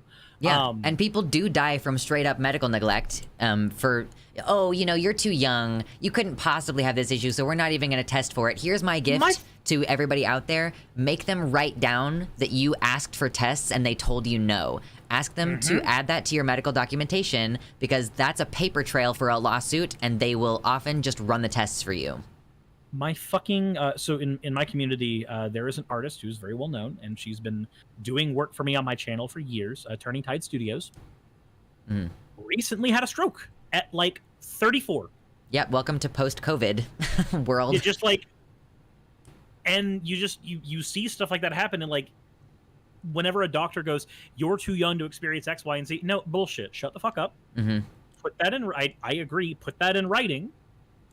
Risk your medical career against the life of this person that means something to me. Yeah. Or shut the fuck up. It's like, I have the money, just do the goddamn tests. Like, or we'll deal with the money part later. Like, it's not like it's gonna hurt you as a doctor to run the stupid test. Just figure it out. I went to go get STD screening because, new relationship, new partner. I've been in the poly community long enough. Yes means test. Go get screened. Yeah. And when I went, the very first thing is, are you experiencing any symptoms? Are you sure you need to get tested? Yes, the fuck I do. Please, just do the thing. Just should be routine. Like, just do the thing, please.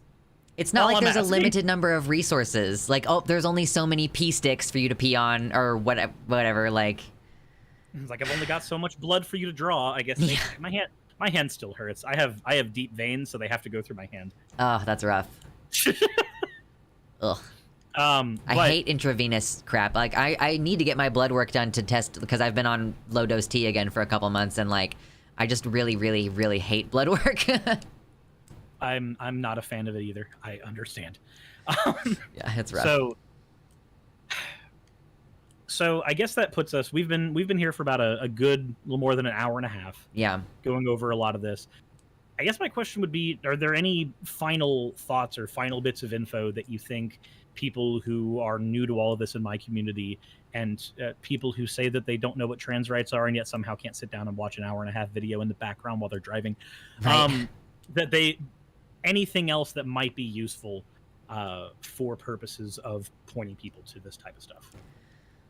I will say, I mean, y'all should look up the claims. I have videos on my channel if you are interested in looking. Like, if you think that something I said sounds crazy and you're like, there's no way that could possibly be the case, look it up.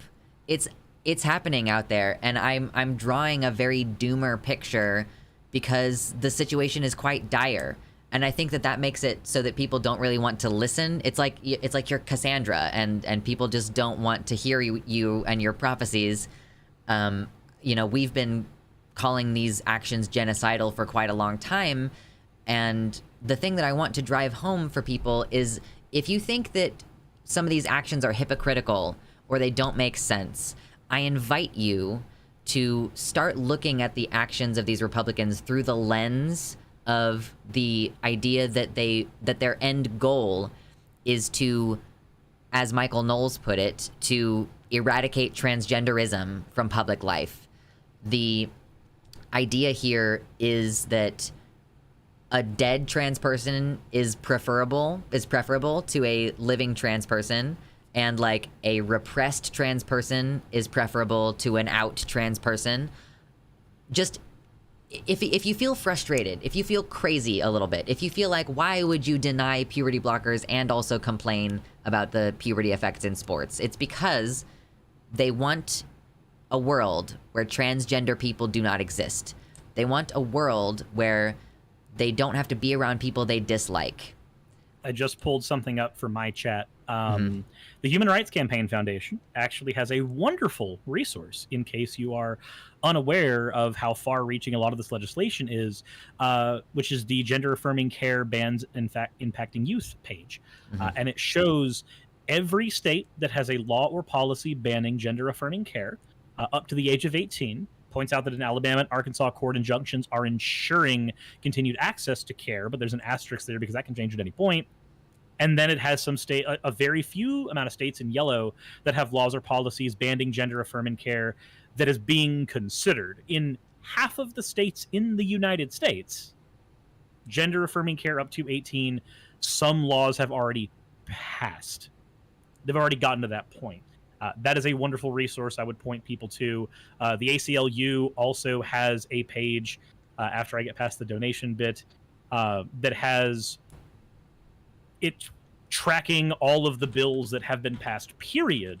At now, we are at 491. We are at 491 bills that have been proposed. Yeah, and something like 70 have passed so far this year. Let us see.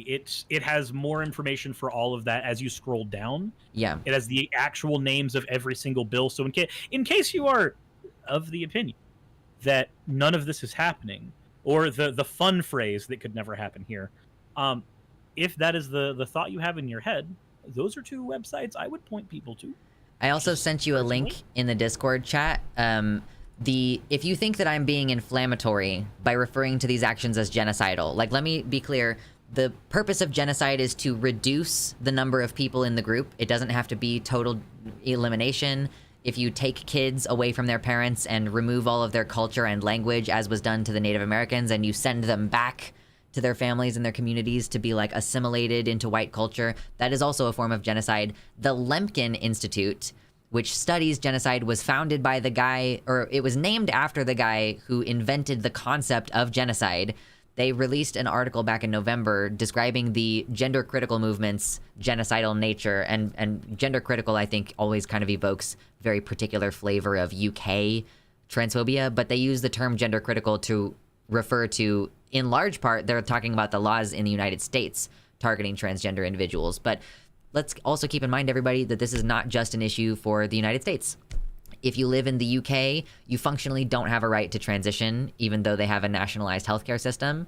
That's one of the separate but equal, or like 14th Amendment protection, equal protection things that, you know, if you're a cisgender woman and you want to get a breast reduction because you have back pain, that's covered. But if you are a trans person who wants a breast reduction because you have gender dysphoria, you have to be put on a waiting list for 5+ years and go through a separate type of medical care with like psychological evaluations involved. And people commit the suicide on the waiting lists for that. So I would say if you disagree with me, some of the experts on this subject agree with me, and I'm consulting with that information and following that information as well. Like, this is dead serious, and just think of how many little things you take for granted, like being able to get a prescription for Viagra, or for a finasteride to prevent balding, or if you're a woman going through menopause, how easy it is for you to get an estrogen prescription. And imagine what it would be like if you couldn't go to your favorite bar because you were worried about someone shooting you and all of your friends, or if you could not go to the bathroom in any public location, what kind of restrictions that would put on your life. You know, if you're a black person, you already know how terrifying it is to be around police. But if you're a person who normally doesn't get accosted by police, maybe imagine what it would be like if you were afraid of getting arrested and raped because you are like trans and they want to punish you and they can just kind of do that and you don't have any power with the police. Or if you broke your arm and the ambulance person just decided to let you bleed. You know, it's horrifying, and it's really hard to think about. And I feel for that, the sense that like I don't want to think about this. I want to shut my brain off. You've been telling me for over an hour all these doomer things. Yeah, welcome to life as a marginalized person in America. If you weren't aware, this is the horrifying daily life that we live, where we just can't go out in public. if we want to remain alive, we don't really get to live very much in the service of survival. So ask yourself, really, is that a condition you would accept for yourself? And if it's not a situation that you would accept for yourself, even if you don't know any trans people, like, do you think that any Americans should be living under this much scrutiny and fear? And if you don't think that that's the case, then you need to be motivated to action. I want you to feel like, okay, what the hell do I do? Let me find out what to do now that I understand what the problem is. Voting is a thing that you need to continue doing, even if it feels futile. Protesting is a thing that you need to do, even though they're criminalizing it. You need to be bothering your elected officials. The most important thing that you can do is spread the message. The most important thing you can do is tell more folks and get them on board. And then as a group, you can go, okay, well, we have all decided that Ron DeSantis is a plague on this country, and that if he becomes the president of the United States, that's going to be a big problem. So how can we mobilize and organize to prevent that from ever happening? Because it's going to be bad for you and your neighbors. How would you like to be arrested as a woman for wearing pants? Like, they're trending that direction. If you don't believe me, watch Steven Crowder. Like, they want no-fault divorce to be gone. They want women to be trapped in the home and forced to wear dresses, and men aren't allowed to wear nail polish. Like, it's so sweeping, and you should be pissed off every day of your life. And you should be motivated by that anger and motivated to do something to help protect the people around you, because it's not just about you. Maybe you will be safe, but do you really want to live in that society where there are no more black people and there are no more gay people, and every trans person who is born, isn't able to come out and be themselves, and then they just kind of quietly die? Yeah, is that the society you want to live in? If it's not, then you should do something.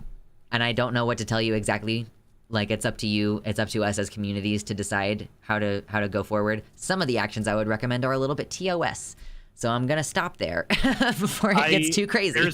There's a lovely phrase I have been using more often than not. Yeah? And that is that one of the reasons that we police where people can protest is because protests make people uncomfortable.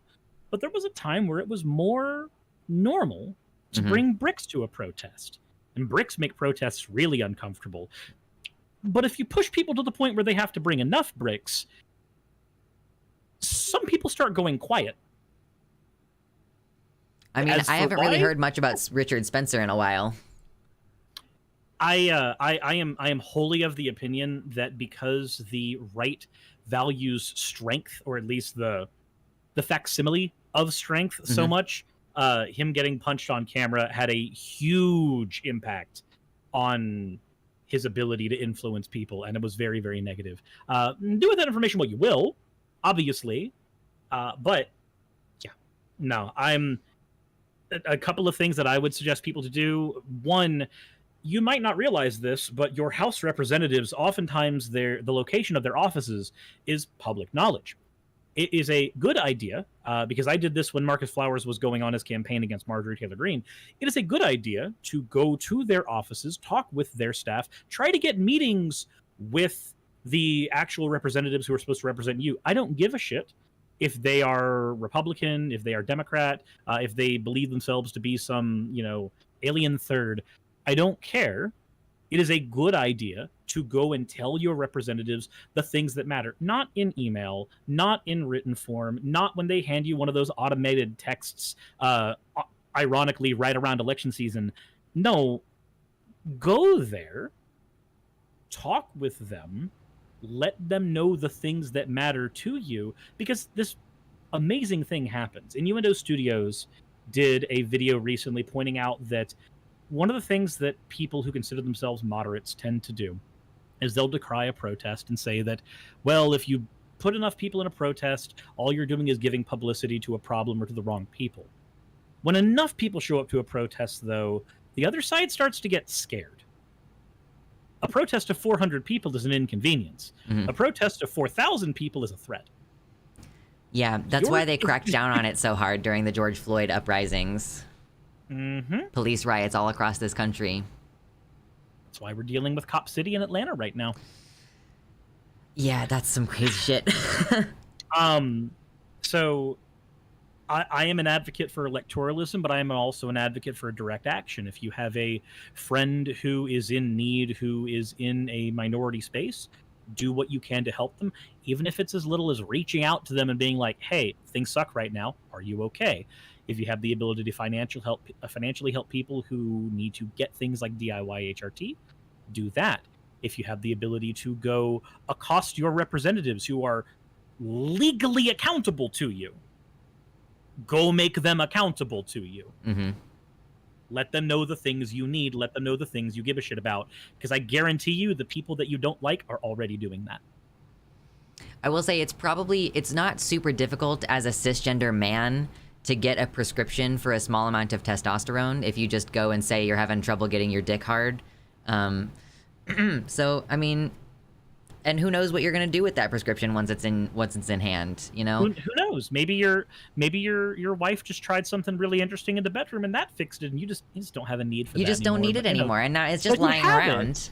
Yeah, it's just lying there. You know, what are you gonna do with it? It's fine. That's the thing about be gay, do crimes, be trans, do crimes. It's not a fun, cute little slogan. It means when our existence is criminalized, we will continue to exist, and it will be a crime to do it.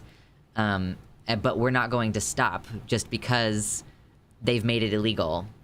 So yeah, you should get big mad, and you should be willing to do messed up things that are against the rules, because that's the situation that we're in. Push comes to shove, the situation is dangerous, people are dying, and you should care about that. I don't, like, if I haven't convinced you in the last hour and a half, I don't know that there's literally anything else I could say that would convince people to do something. Well, there is one thing they can do if they're not convinced that I would recommend them do. Yeah. If you are watching live, please hit the !collab command. That will take you over to Luxander's channel. If you are watching this on YouTube, then there will be a link in the title that will take you over to Luxander's YouTube channel, and then there will be a link to Luxander's website in the description of the video, so that you can go and learn more about this type of stuff. Because at the end of the day, I talk about this stuff a lot, but I can never talk about it from a point of personal experience. I can always talk about it through proxy. I can always talk about it through a lens of things that are happening legally. I can never give experience here because it's not going to be my experience. Luxander can. Yep. If you wanna keep tabs on what's gonna be happening with the law in Kansas, where I'm not legally allowed to use the bathroom anymore, keep tabs on that. You know, I have a younger sibling who is trans, who is chosen to cut his prescription in half so that in case the access to medical care gets canceled, he'll have a little bit extra to get him tiding by. You know, how many times have you had to ration your medicine? You know, diabetics in this country. Easy allies, diabetics and trans people, you know? Absolutely. Well, Lex, I want to go ahead and thank you a lot for coming on and talking about all this stuff. It has been incredibly informative, incredibly helpful, and hopefully some members of my community who are not already familiar with you from previous exposures that have happened in cross areas of the atheist community years ago, hopefully they will go ahead and head over to your channel and get acquainted with you. And of course, if any of my people don't know who Cirrus is, hit !guest. It'll take you there. Cirrus is a cool person who, I mean, I've been casually familiar with you for years, and you're one of like the least problematic people in the atheist space, I think. There was a person who I went on a Twitch stream with specifically to do my Alex Jones voice for charity, because I was reading a lemon of Steven Crowder x Ben Shapiro with Alex Jones as the narrator. Oh no. For charity. And that was about the description I was given by them too. They were like, "Oh, you're one of the skeptics who doesn't suck." Yeah, I want to plug something really quick before the end of the segment. Okay. If you are trying to get involved, I would recommend y'all check out rainbowpassage.org. Some individuals that I know are taking like basically one person at a time and getting them out of Florida, getting them out of these spaces that are dangerous, and like literally just physically going and getting them and moving them into safer places. It's a really small organization so far, and we're going to be having virtual Pride on Saturday, June 24th and Sunday, June 25th. So go check that out. Like, you know, there's a Discord server you could join. There's going to be more updates coming on that. Community of people who do the same shit I just did last week. Yeah. Did you do a virtual Pride? No. I was saying the moving trans people out of a dangerous place thing. Yeah, yeah. You said you drove to Florida.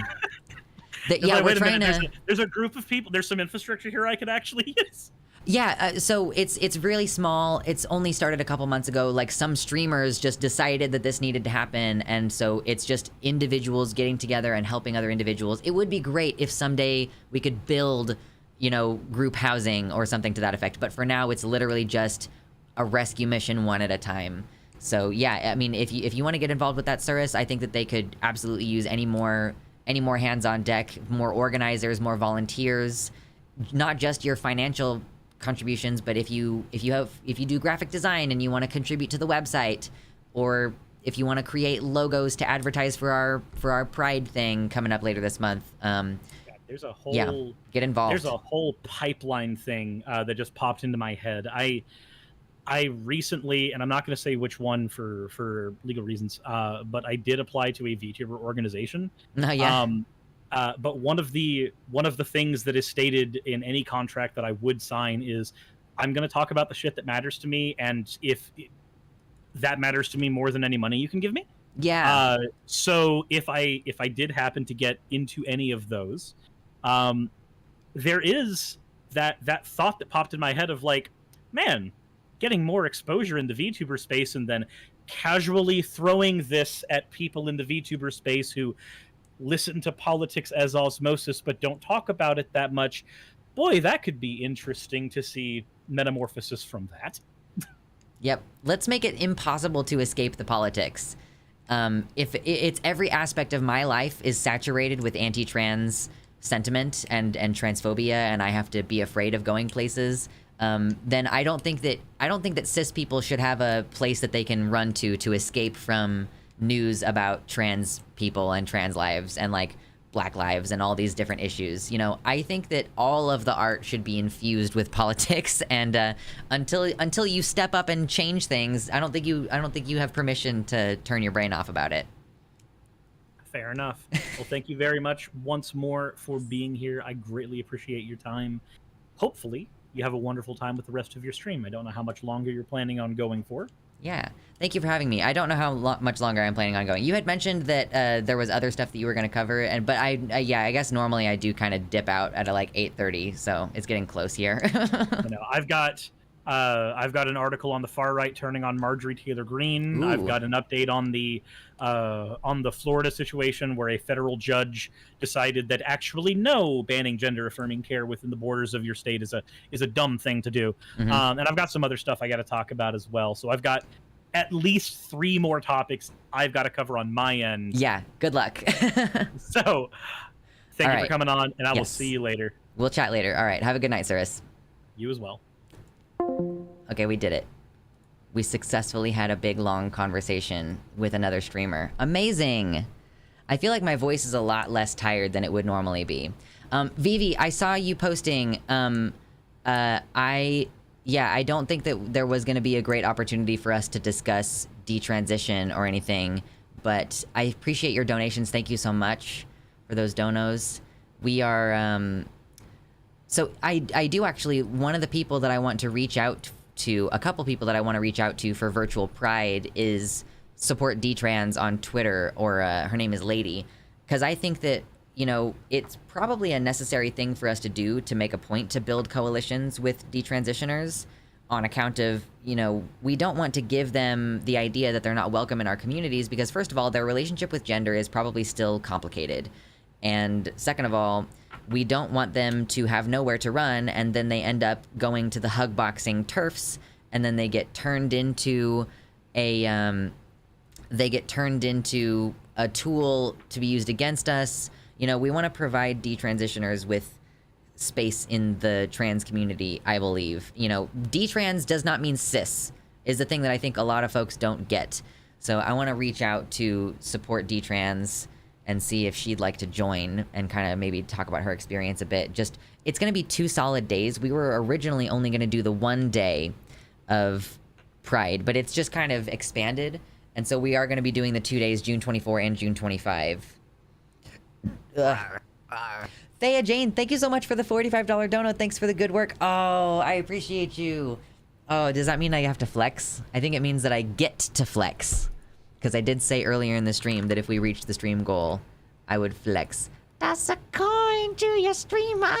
Oh, viewers of plenty. That used to be Bosch's little song. Oh my god, for forever.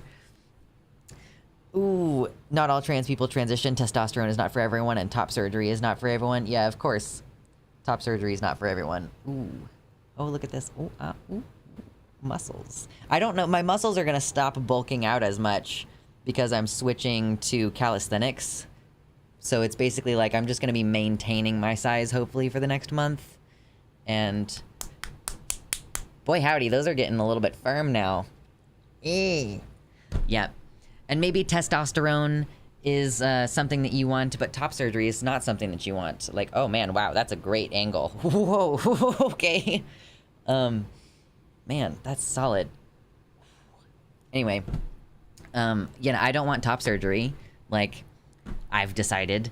In fact, I might get a breast augmentation someday, which maybe sounds crazy, but like, what does non-binary mean to you? Ooh, we enjoy working out. Back muscles. Anyway. Stream got 69 likes. Yo, stream has like 95 likes right now. That's amazing. Thank you. NB equals 1 boob. I actually do know someone, their name is Paint. Paint wants to have a breast surgery where they just get one tit cut off. And I have mad respect. Like, mad respect for people who want to do abnormal surgeries like that. As someone who wants to have each genital, you know, I completely respect, like, you want one boob and you want one flat side. That's what's most affirming. Cannot complain. Paint is such a non-binary name. I know. It's like Zeph. Zeph is a very non-binary name.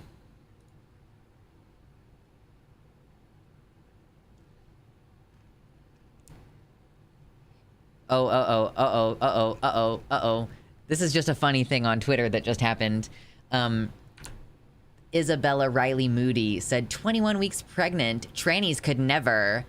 And I commented, we literally do. And I just picked like a random picture on Google Images of like a trans man who is pregnant. That's literally, I just Googled like pregnant trans man.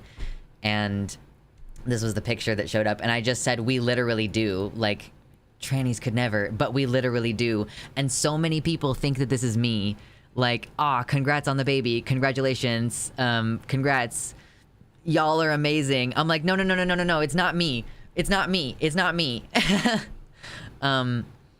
That's just really funny. And some people are like really being rude about it, obviously, so that's some folks to block, but I'm just like, Zeph/Zephyr is my cishet brother's name. Tell him he has to give it back. He has to give it back. It's mine. Oh man. He's not allowed to have it. One boob, mashallah. Oh my god. As someone who never wants to be pregnant, cis people named Zephyr is appropriation. Yeah, cis people named Aiden is appropriation too. It's such a... That's such a trans guy name. It's just... I don't know. We're having fun. I enjoyed that talk. I enjoyed that talk way more than I enjoyed going over the news like we usually do. So that was an enjoyable time, even though I was basically just recapping the last 1 year of horrendous anti-trans things happening. There's a browser extension that blocks any blue checks on Twitter that come into your feed or any reply section you go into. I recommend it. Yo, I want to find out what that extension is because I don't have enough willpower. Sometimes I'm like, oh, this is a blue check, but they're not like a shitty person. Oh, I can't because Arden Hart has a blue check mark right now. So I can't run that script because then I won't be like Arden Hart. It will block her. I don't know why she has a blue check, but she does. I mean, probably because she's a sex worker and she uses Twitter to promote her work, and so she can't afford to be zucked. Like, she can't afford to have her reach restricted, maybe. Anyway, sometimes I like to argue with transphobes on Twitter. Sometimes I like to argue with the blue check names on Twitter. Yeah, that just cracked me up, though. So many people being like, congratulations. Congrats, congrats, congrats. And then a bunch of people being like, shameful and disgusting. Ooh, yikes. Literally, okay, okay, this is really fucked up and graphic, okay? In response to this, someone said, I don't think she's going to fuck the baby like you are, though. Like, on some level, they do genuinely believe that we're trying to put our dicks in babies. Like, I don't really understand. Yo, 100 likes. We're so close. 99. I got 99 problems. And that one like that I'm missing is one. Yeah. Oh, yeah. And it's so cruel, too, to be like, trans girls could never. And it's like, yeah, so many trans girls wish they could. And it's just, like, unnecessarily cruel to point out that they have difficulty having babies the way that they want to.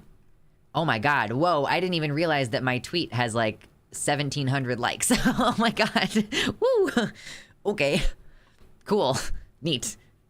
That doesn't happen super often. That's what happens when you comment on... Oh wow, I'm like more than halfway to ratioing this tweet. Like, this original tweet has 3,200 likes, and my tweet has 1780 right now. So hey, we're working on a ratio, y'all. Listen, okay, help me. If you have Twitter, like this tweet. Help me ratio. Retweet it. We do shenanigans on Twitter.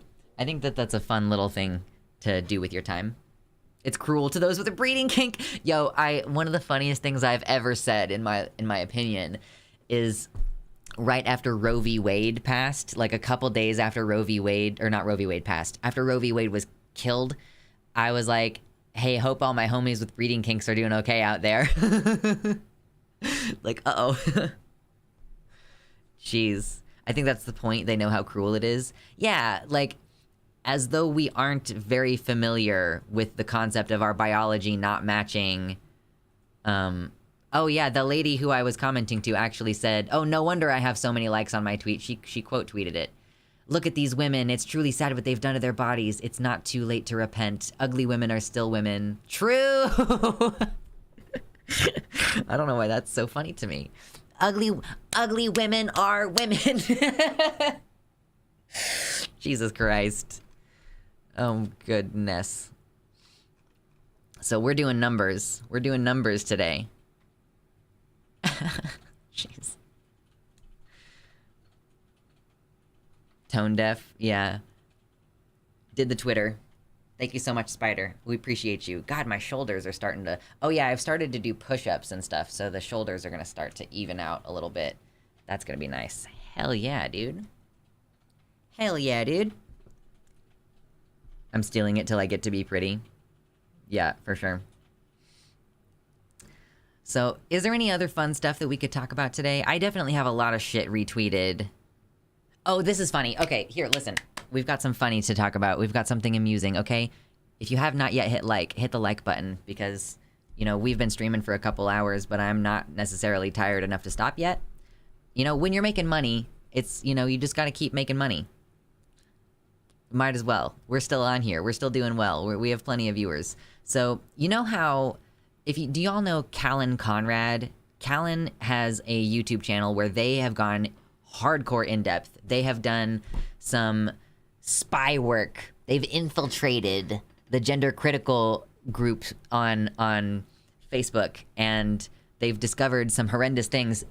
Really big content warning. If you go watch Callan's work, wow, it's fucked up the way that people talk about their children. Like, long story short. So they've been campaigning, all these gender criticals have been trying to, you know, make it to where you are required to use this bathroom, you're required to use that bathroom. We are having a little bit of a leopard's eating face, just a little bit, not quite a leopard's eating face problem. Something happened to me today, and I don't really know what to do about it. So I was in the bathroom when someone who is a TIF, that means trans-identified female. This is the rude thing that they call transgender men or non-binary people. So yeah, someone who is a TIF came into the bathroom. I asked them to please leave, and they said they were born with 2 X chromosomes. They said that they were instructed to use the ladies' restroom because they were born a woman, but transitioned later in life or something. But I swear to God, this person looks so weird. Like, they look super masculine. They even have a beard and everything. I talked with the upper management, but they said that that's where they have to pee because they were born a woman and are still marked as a woman on their birth certificate. Now I feel uncomfortable. What should I do? By the way, this is what they look like. They kind of looked like this. I'm showing you this picture so you get an idea of what I was looking at. She didn't look like a girl at all anymore. I don't know what to do. We both work together. Like, wow, imagine you tried to make it to where trans people were required to use a certain restroom, and that means that they don't at all look like the type of person who should be in that restroom. So now, congrats, you are having to use the restroom with men. That's what you asked for. That's what you wanted explicitly. Ask them to leave. You know, like, this is a person using the female restroom because that's what they were told to do. That's what they've been legally required to do. And yet, they're just like, yep, I am gonna do this. Like, I'm gonna have an issue with you being in there. It's like a fucking parody. Yeah. It looks hot AF, true. When I first saw that Callan had posted this, gender-critical woman crying and throwing up because the direct results of her ideology are manifesting around her, I thought that it was going to be a cisgender woman gets ejected from the restroom because she looks like a trans woman. Like, I really thought that's what was going to be when I first saw the tweet. I can't wait until that starts happening more, and we start seeing all the Mumsnet posts about how, you know, oh, I'm a real woman and I wasn't let into the women's restroom. Someone called the police on me. I was assaulted. You know, the police forcibly removed me. They became violent with me. This male oppressive violence on me, a female in the restroom. Like, I can't wait. I will taste your tears. I will drink them. Someone should commission me a mug that says, like, turf tears or something like that, because I will drink them. If she's uncomfortable using the restroom, she's free to use the nearest fire hydrant. True. That's a terrible sound. I keep doing that. Oh, orders Big Mac, horrified when they get one. I saw a feel-good reel from a church in Katy, Texas. Ooh, okay. Oh, I don't watch reels. I hate those. Oh god, hold on. Oh, hold on. What is this? I don't really use Instagram very much. Oh, cool. There's a free clothing boutique hosted by this church designed for trans people to come just get, like, you can donate your stuff there and then they can, yeah. Oh, that's cool. Binders, hair and style accessories, makeup, and more. That's really kind. I still don't like organized religion, but I am a fan of people doing good things for other people. So that's cool. This also means that men who were born men can use the women's restroom, and all he has to say is, hey, I was born a female, let me use the bathroom. Yeah, they're just not gonna... That's too many extra steps. They're not gonna go into that many extra steps. So, that's fun. I love it when I have a tweet that does numbers. It's very amusing. I just didn't realize that that tweet was gonna get so big. And people thought that it was me. Jesus Christ. At least some churches are not bigoted. Yeah. I think that what you'll find is that people are good. People care about people. And the God stuff is just like a convenient excuse to do the thing that you already wanted to do. So if you're a person who wants to take advantage of folks and manipulate them and hurt them, you're going to do that, and then you're going to point to the religion as the justification. If you are a good person who wants to love people and wants folks to have rights, you're going to do that, and then you're going to point to the religion and say, this is a justification. You know, you don't really need to do that. You can just say, I am motivated to help people, you know? Oh, the Lucy. Oh. It's coming up soon. Next month will be 1 year since he died, and that's quite sad. But I'm already planning, like, a little ritual where I'm gonna like create like a little bauble trinket in like memoriam of him, just like help me continue on with my closure process. Cause he died and it sucked.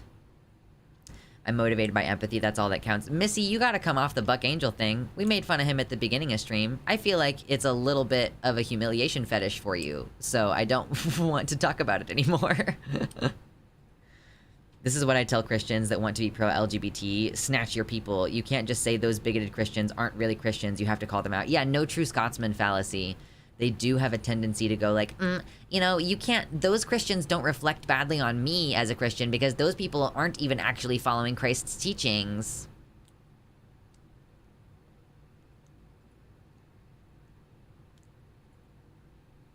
I'm glad that some churches act as nexuses for good people to gather and act. I guess I would just rather that they did that and didn't do it around the God thing. There's humanist churches. You can join humanist churches. Or like, oh, what's that one? What's that one called? There's like, Universalist? No, that's not quite it. Unitarian? What the hell is that one church called? That's like, they're pretty loosey-goosey. They are all almost functionally a humanist church. A church near me had a trans flag up last year. I had been to that church and didn't feel especially welcome, so it was a nice surprise. Nice. Unitarian Universalist? Is that it? Did I manage to... Universal Unitarian? Oh no, you guys are just making fun of me. Okay, I see.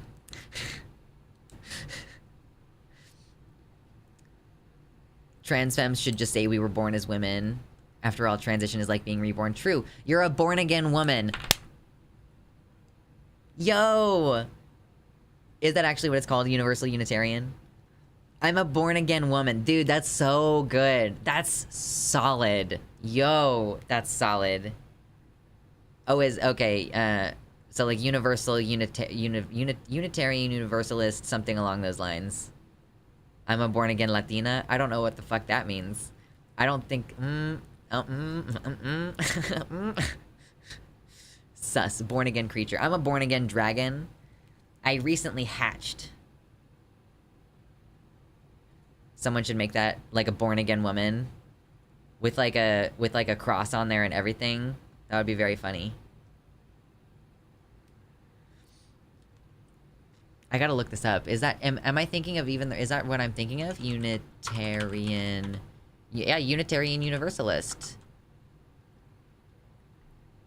Because going to one of these churches is so non-denominational that it might as well be like going to one of those humanist churches, right? I've transcended the human form. I fucking wish. That would be lovely, wouldn't it? What's everyone's plans for tonight? What are you doing after stream? I ate before stream, so I'm not even that hungry. I have so much editing to catch up on, but I hate editing, so I'm just like, do I edit or should I... You know what? I should probably play Tears of the Kingdom for like an hour and then start working on editing. So I'll give myself a little break and then do something more enjoyable with my time. Bit more weed, bit more food. Yeah, eating some Reese's candies. Oh my god, I love Reese's candies. Candies are the best. Like Reese's candies, Reese's specifically, Reese's is the best candy. You can't change my mind. I would have made a Steven Crowder change my mind joke, but you can't. Can't change my mind. Reese's Pieces. Getting drunk and editing audio. Fuck yeah. Work, Tears of the Kingdom, then bed. Absolutely. I think that we have a goal to go to bed at midnight tonight, so I have like, you know, 3.5 hours until I'm gonna go to bed. I got therapy in the morning. Anybody else got therapy in the morning? Looking forward to that, I guess. I don't have as many issues this week to talk about. It's one of those low-key weeks in therapy this week. Last time I saw her, I was big upset, and now I don't have as much stuff to be upset about, so that's cool. I love Reese's Cups, one of my favorite candies. I'm gonna be so upset if the change in my taste buds happens so that I don't like Reese's Pieces anymore. I already have a way harder time eating cinnamon rolls than I used to, because they're just too sweet, and so if that change in my taste buds keeps happening, I'm gonna be really upset if someday I cannot eat like Reese's peanut butter cups. It's gonna be fucking annoying. Working on finding a tall girl to come be my big spoon. Oh my god. Oh, what is this? What is this video? It's midnight. It's 3:30 over here and the sun's already coming up. Oh my gosh, you must... Oh my god, what? Oh, Reese's Pieces. Oh, I for sure cannot play Game Grumps on stream. I will get copyright. The last stream got demonetized, 100% demonetized because of like 2 minutes worth of... Like 2 minutes worth of the Tom Scott podcast. Y'all, yeah, that's the thing that y'all don't get, is that it's not just Coca-Cola advertisements and songs that'll get you copyrighted. Even, like, because, you know, YouTube it recognizes the content, so it will say, oh yeah, someone re-uploaded part of your video and the content ID system, and if you have a big enough channel, you are protected in the same... Yeah, the entire stream got demonetized, like completely red, crossed out. Not like sharing monetization, like just totally canceled. So all of the views on that stream after it went live are not gonna be monetized. So that's why the donations are so important, y'all. Thank you to everybody who's donated so far today, getting us to the stream goal of $100. I did a little flex for you, which is fun. And yeah, I mean, this is my job and I get most of my money during the live streams. So we appreciate you. Thank you so much. Thank you to everybody who's donated to my GoFundMe as well. I'm raising money to pay off the $2,000 in taxes that I owe from last year. So we've appreciated all those donations. Thank you very much. It makes a big difference. Oh my gosh, I have message requests. Oh wow, someone told me to jump off a bridge. Oh, that's funny. That's very funny. So I saw some message requests after that tweet of mine has gotten a huge amount of likes and it's been retweeted, quote tweeted a couple times. Someone said, "Fuck you, jump off the bridge. You don't deserve the innocent baby, you rat." This is another person who thought that the baby was mine when I posted that picture. Speaking of taxes, finally doing that tonight, so now I find out how poor I still am. Oh gosh, Violet, I'm so sorry. Can you seem like Gustan? Gustan? Who's Gustan? Are you trying to talk about Gaston? From Belle? From Beauty and the Belle? Beauty and the Beast? Is that what you're asking for? Someone calling you rat is such a funny insult. Yeah, that's incredible. And then someone else messaged me, their entire bio says save women's sports, and they just said, hello. Like, oh god, okay.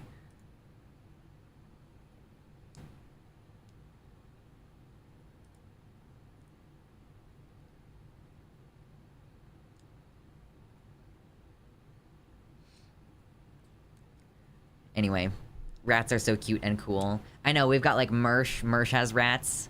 I am not a rat gay. You know, some non-binary people really like having pet rats. That's not me. I don't like having pet rats. They're cute. I would pet them for sure. They're not like gross. I don't think they're disgusting, but they're not for me. Hello, threatening. Yeah, absolutely. Oh no. Rats are fucking adorable. Thanks for the compliment, truly. Why do they call everything woke? Something from 2008 was called woke because of the politics in it. I mean, yeah. Because really, they're just using woke to say anything progressive that I dislike. I'm definitely a dumpster-dwelling, rat-loving GNC gay. I salute you, babe. No one streams like Luxander, no one informs like Luxander. Yeah, that didn't really follow the... It fell apart pretty quickly. But I appreciated the effort, for sure.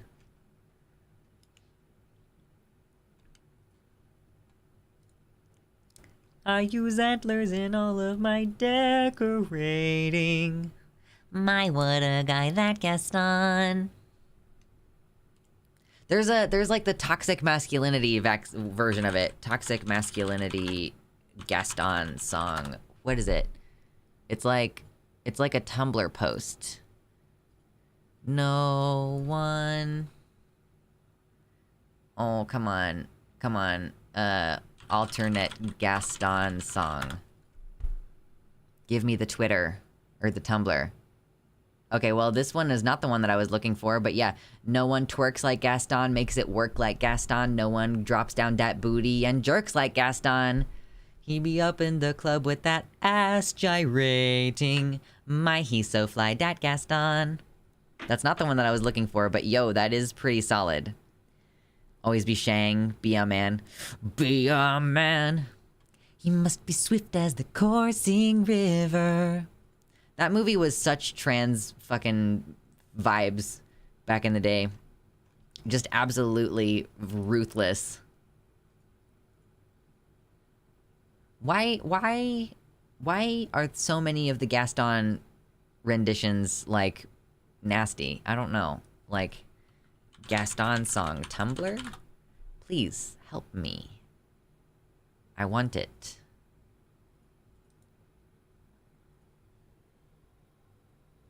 Oh, it's this one. Okay, I found it. It's just tiny. Okay, let me open it up. I want to look at it. Give it to me now.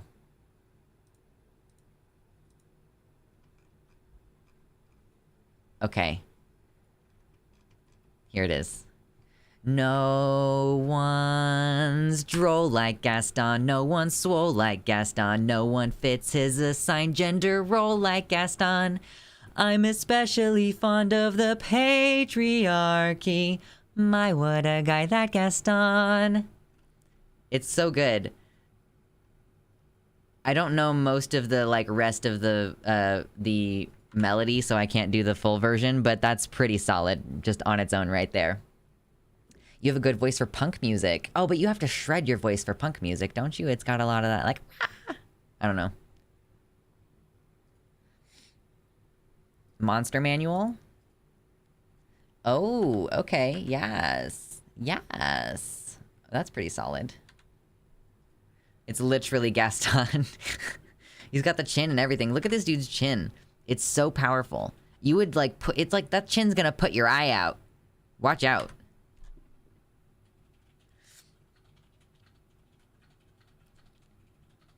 Depends on what kind of punk. Blink is punk and does not really do that. Okay.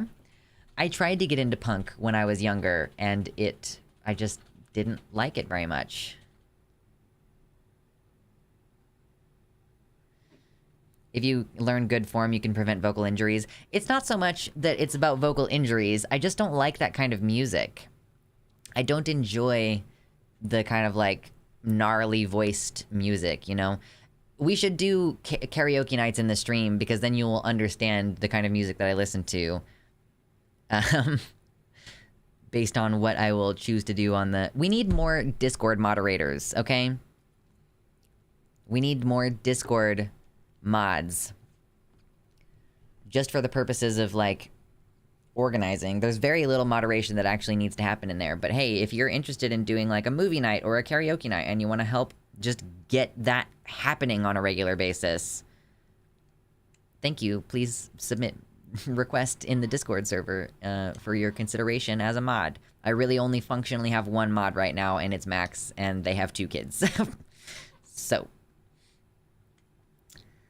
I'm so bad at karaoke, need to do voice training. Singing is, like, one of the best ways to do vocal training, in my humble opinion.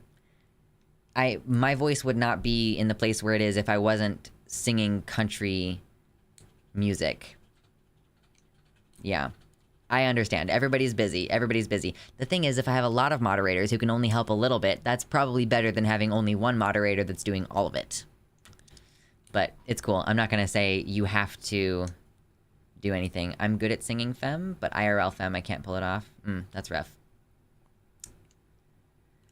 I've been singing music at lower octaves. Uncomfortable? Listen, even if you don't like country music, you should sing country music for your vocal training purposes.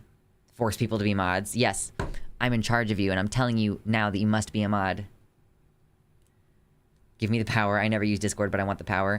I just removed a couple people from my mods team because I was like, oh, you don't do anything with this. And honestly, I should probably remove Jess from the mods team, but she sometimes talks in the mod chat, so I don't want to take it away from her. My what a guy that Gaston. Pop punk is where it's at. You said pop punk, and for some reason my brain went like, Bruce Springsteen, Madonna, way before Nirvana. I don't know. Does that count as pop punk? Green Day is like pop punk, right? Country's good for training instrumentals as well, for sure. There's lots of fun little things you can do. Get you some Josh Turner. Sing you some Josh Turner. Would you go with me? To be honest, I would be willing to be a mod on Discord since I'm there every day anyway, but I can't organize anything, so if that's a requirement... No, it's not a requirement. Even if you just have the ability to weigh in when people are being jerks. There's, like, sometimes people are... There was only one rule in my Discord server, and that rule is don't be a jerk. Okay? The second rule is don't break Discord TOS. Realistically, there's only one rule. Don't be a jerk. So that's pretty much the only enforcement that we do, is, like, don't cuss at each other, don't be a dick, you know? I'd volunteer to mod, but I'm already spread so thin with the move coming up that I'm going to be slacking on the other servers. I mean, yeah, no worries, Rotsoy. I talk way too much to moderate other people. It's tricky. And there's some people who it's like, you know, you've been in the community for a long time and I would let you be a mod, but you are one of the people who needs moderation. Like, that happens sometimes. I think if Link was in a band, he'd be drummer for Link 99. Yeah, Link 999. I'm so glad that they removed the rupee cap in these games. I don't know what I would do if I capped out at 1,000, or I capped out at 999 rupees. That would be awful. Jiminy Christmas. Okay, we're nearing the 4-hour mark. I'm either gonna go get a glass of water and come back and only stream for 10 more minutes, or I'm just gonna log off now and get my water and go about my evening. So I appreciate all of you all hanging out. It's been wonderful to chill with you, and as far as I know, I will be seeing you again on Thursday, but I will not be seeing you on Sunday's stream. So make sure you catch us on Thursday, and then I'll be seeing you again, of course, next week on Tuesday, as far as I know. I'm haunted by Aaron Hansen freaking out over the Legend of Zelda rupee cap fucking him over. Yeah, it's rough. I have a trans friend who's wanting to get phalloplasty. Do you have any info on it? Hold on, Missy, really quick. I'm gonna send you a link to a video. Because I did make a video about phalloplasty at some point. Oh my god, Demon Mama has fucking 700 people in her stream right now. That's insane. That's crazy. Bottom surgery. Luxander bottom surgery? Where is my video on this? Oh, yeah. This is the one. So I don't have like a good, concise link, but that's a link that'll take you to a video where I talked about phalloplasty for like a long time. So that'll help you with your friend, hopefully. I'll go watch DM after your stream is done. Yeah, let me just host Demon Mama, because she needs it. Let me just do that. Let me just host Demon Mama. She super needs it. Where is she? Where's Demon Mama? Where's Mama? Mama! Ooh woo! Where are you? Where are you, Mama? We don't get to do this very often. We'll see how this works. Would you go with me? Where's the redirect? Give me the redirect. Give it to me now. Limited advertisement. Of course. I don't know, maybe I can't do the little forward thing. I guess I would have had to set it up beforehand. Oh well.